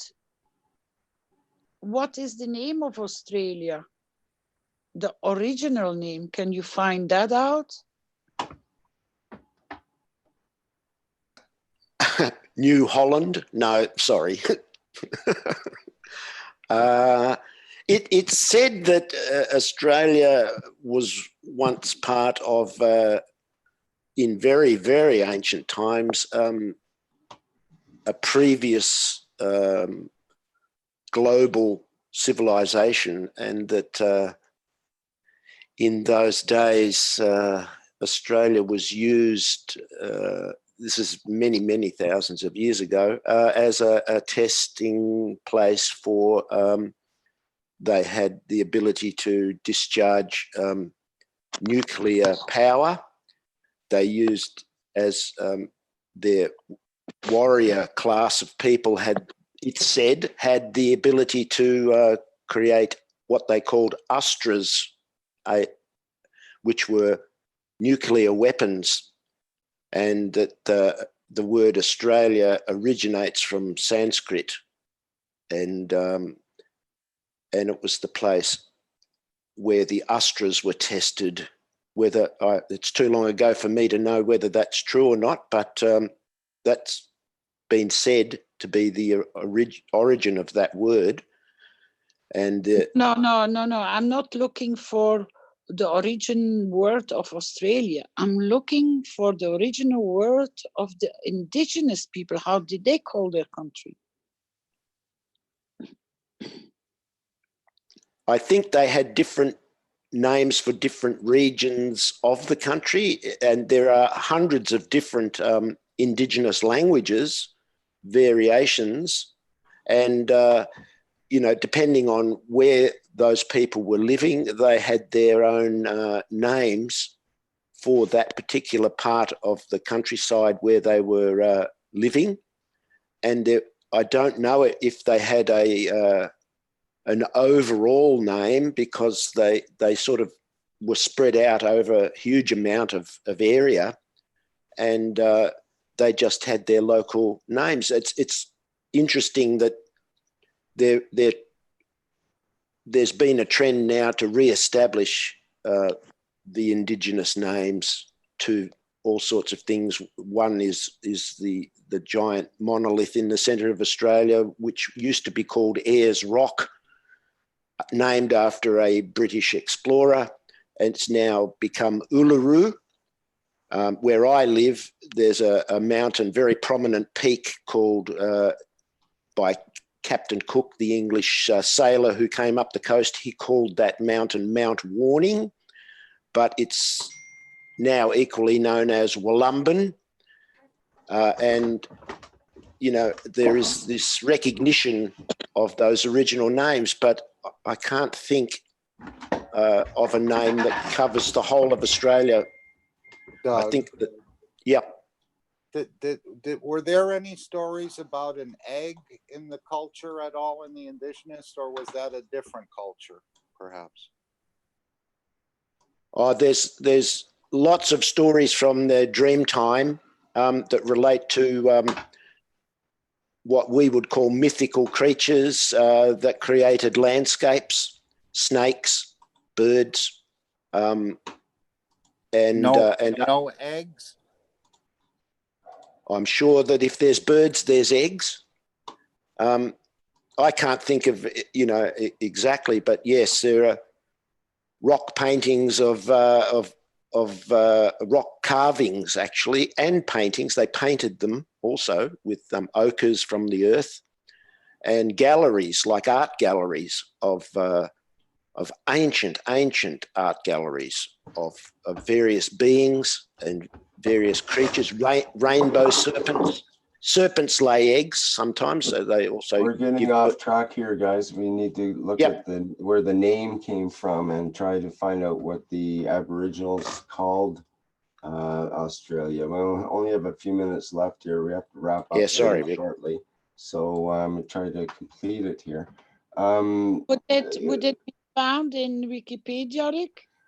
Well, I was just going to say, Flint sent me a link here, but I'm trying to read it, and it goes on and on about, I'm not sure where the actual name is here.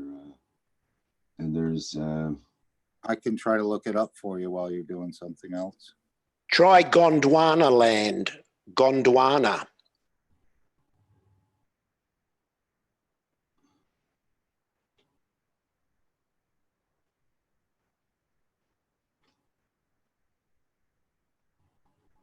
I'm not sure what...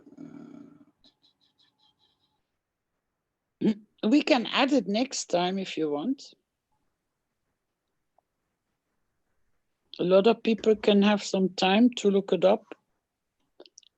It's nice to call the Aboriginals. The Uru megalithic sites of Australia date back to 30,000 to 50,000 years ago. And the Urans worship the sun. Goes back to Sanskrit.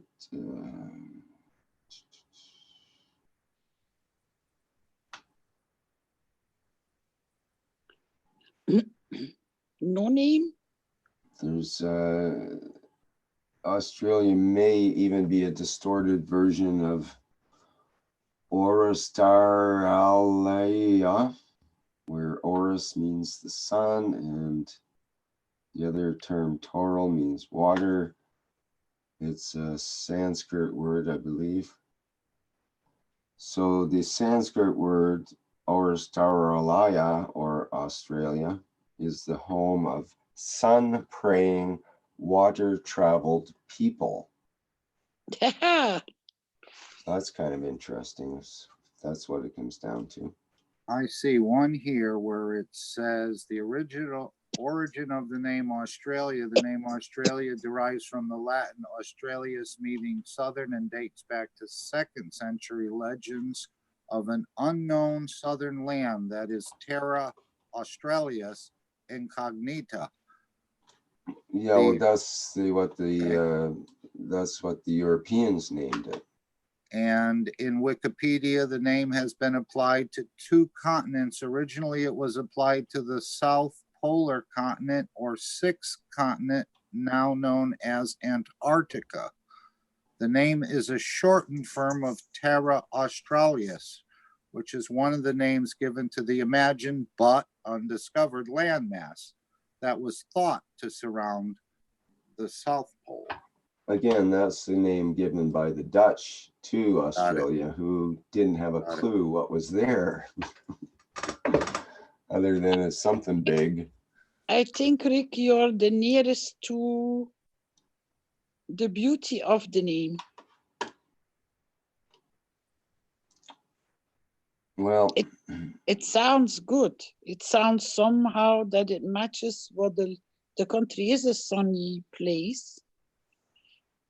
And it's Sanskrit. And it's possible that the original people, like the Spanish and Dutch explorers that term the Terra Australis is called, may have been a term that they sort of picked up from some of the local people in a way. That other term, Australasia, or which is sort of Australia and Asia put together, does have some roots that goes back to the Sanskrit of tens of thousands of years ago, apparently. Mm-hmm.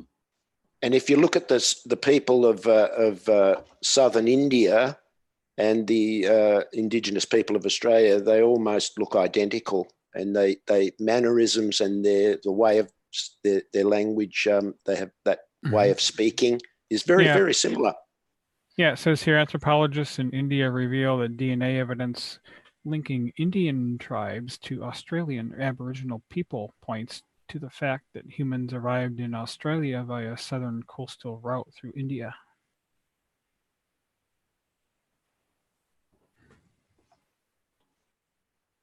So I would go with that, Rick, that the definition you found. I think that's beautiful.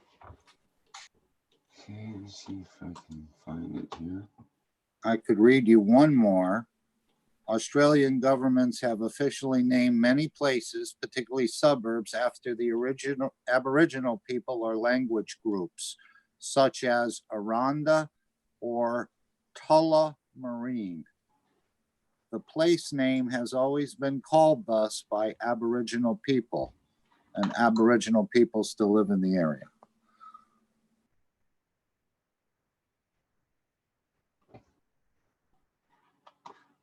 Called what again, Doug? Sorry, I mean Tullamarine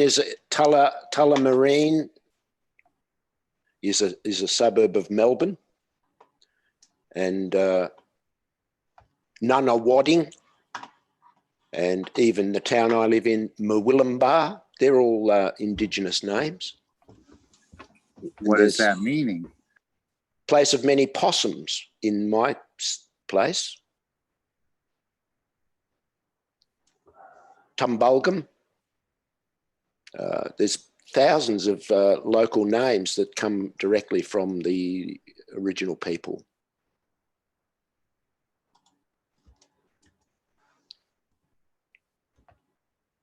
Okay, well, I'll put in this quote, and I'll have to quote where it's from here. It's from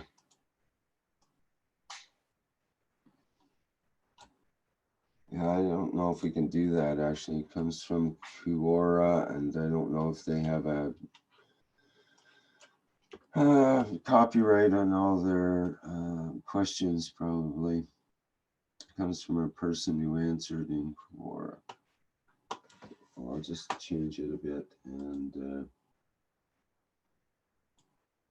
You become an expert, Rick. I'll just change some words and steal what they said, basically. It's beautiful because I've learned a lot today. And this is the beauty when we go and we take our journey, we bring the beauty of the country back to life again and see what will come out of that. Rick, come, Australia may come, 1E, mate, on the end of come there at the top.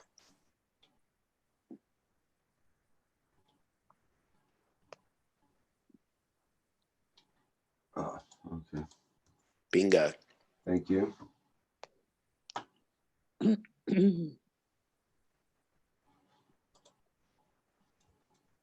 Okay, we'll sort of add that on to the Aboriginal part there to flesh that out and explain it a bit better.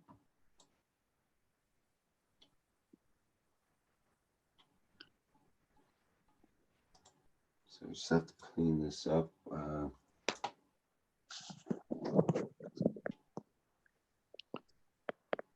And we can leave Brett's in there, I guess.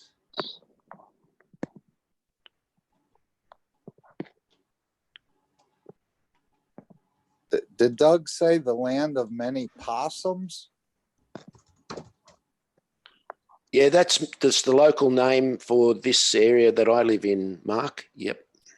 Yeah, it seems like there's a wide variety connecting with the earth, probably as we go into it, with the water, the animals, the sun, clouds, I mountains. think they have like the most diversity of animals in the world in Australia. Isn't that true? Yeah, we got lots. Vegetation. And vegetation, yeah, lots, thousands and thousands and thousands of different species, and they're all they're all indigenous. They're all unique. There may be some on nearby land masses, but you know, the way the animals have adapted is the same as the people. They've adapted to living in an environment that's huge. You know, kangaroos can jump 10 meters more with using a giant spring in their legs without any energy hardly. They just bounce, and they can travel very, very quickly over huge areas. Whereas you've got koalas that sit peacefully up in the trees and just eat leaves and look very beautiful and very peaceful. Possums also live in trees that you know, native to this country, and millions of different birds, more cockatoos and parrots and things in this country, I think, than anywhere else. So it's really diverse. Okay, thank you, Doug. Dean has his hand up here, so we'd like to get Dean in, and we need to wrap things up as soon as possible here. Hello, everybody. Peace. I just wanted to say, living in the United States and the wish that we made for the soldiers to come home and the arms and everything, I think I'm seeing it. Our wishes are coming to pass. And I'm just thrilled. And I'm thrilled to, you know, when I look at, you know, I was there when the treaty was signed, the peace treaty. And we're seeing a manifestation of that. So my wish is, bring it on. Let's see it all come to pass. And with that, I'm going to say thank you very much for being part of this journey. I'm still going to confirm, thank you very much, Dean. I'm still going to confirm for the Australian people, I am present.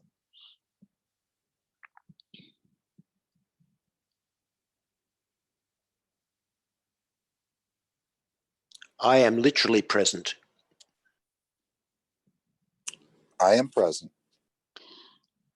I am And present. if you can go under Brad August first, yeah? He says, I am present. If you can add us as we are present, that would be nice.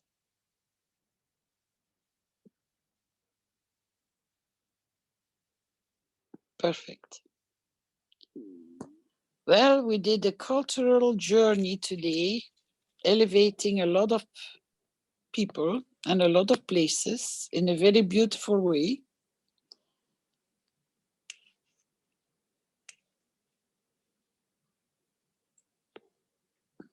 So we only have increased this wish, and we have completed Canada and Australia today. So that's 2 countries we have elevated to their best of their abilities in their most beautiful ways. And now let the sun of the souls shine upon the physicality and bring the most beautiful gifts in the matter state. And I'm present in all these wishes. And I thank you, my hosts and my co-hosts and our knowledge seekers, core team, council members and support council members for these 2 beautiful wishes. Thank you very much. Thank you, Rick, for your extended time of work. We're trying to keep it short within the time span, and we're managing very beautiful. Thank you very much. Well, thank you, Carolina, for your continued work here and in shedding light on how to approach these issues in a way that can elevate rather than bringing out the negativity and so on. It's a great way to work, and appreciate very much your efforts. Thank you. You're more than welcome. We try to work and the understanding of the matter state and convert it into the soul level where we know. We've seen, we just went through this wish of Brad, how it came about. We all have good memories about that one. And then we have seen the stagnation of a country that they can't maneuver to go into a military force because we have worked all together composing it. We have matured on our path to reach that we are all giving and that we are all present. And that has brought a big change as well. I thank you very much, everybody. Please copy the wishes and post them out. People will gladly, with their heart, start realizing maybe for the next session how to elevate their country with their beauties. You can inspire them. Thank you very much. And people can find the wishes by going to the KF Wikipedia and going to, if you're on the main page, and if you scroll down to the bottom of the page, you'll find the wishes, and you click on wishes, the wishes box. It says 1 nation, 1 planet, 1 race for world peace. And that takes you to the wishes category with the different months from 2017 through 2019 that you can click on. And you can add your comments, wishes, or I am present if you wish. Thank you, everybody, for today's sharing in the 1 nation, 1 planet, 1 race for world peace. Is there any other comments or anything we need to say before we wrap up here?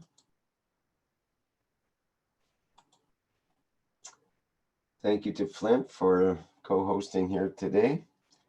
And thanks to everyone for attending the 91st 1 Nation, 1 Planet, 1 Race for World Peace for Tuesday, October 15th, 2019. You can stay tuned for the Keshe Plasma Reactor Group, which is Wednesdays starting at 7 a.m. Central European Time. And also, of course, the Knowledge Seekers Workshop coming up on Thursday at 9 a.m. Central European Time. All right, thanks everyone. Bye for now, and we'll see you next time around. Hello. We are the Keshe Foundation. Our mission is to bring peace on Earth and join humanity with the universal community. We wish and work to bring man as equal to all beings in the universe. By teaching plasma science and technology equally to everyone, no one is left out and no one is abused due to lack of knowledge. By donating to us, you can help achieve this goal. KesheFoundation.org/donate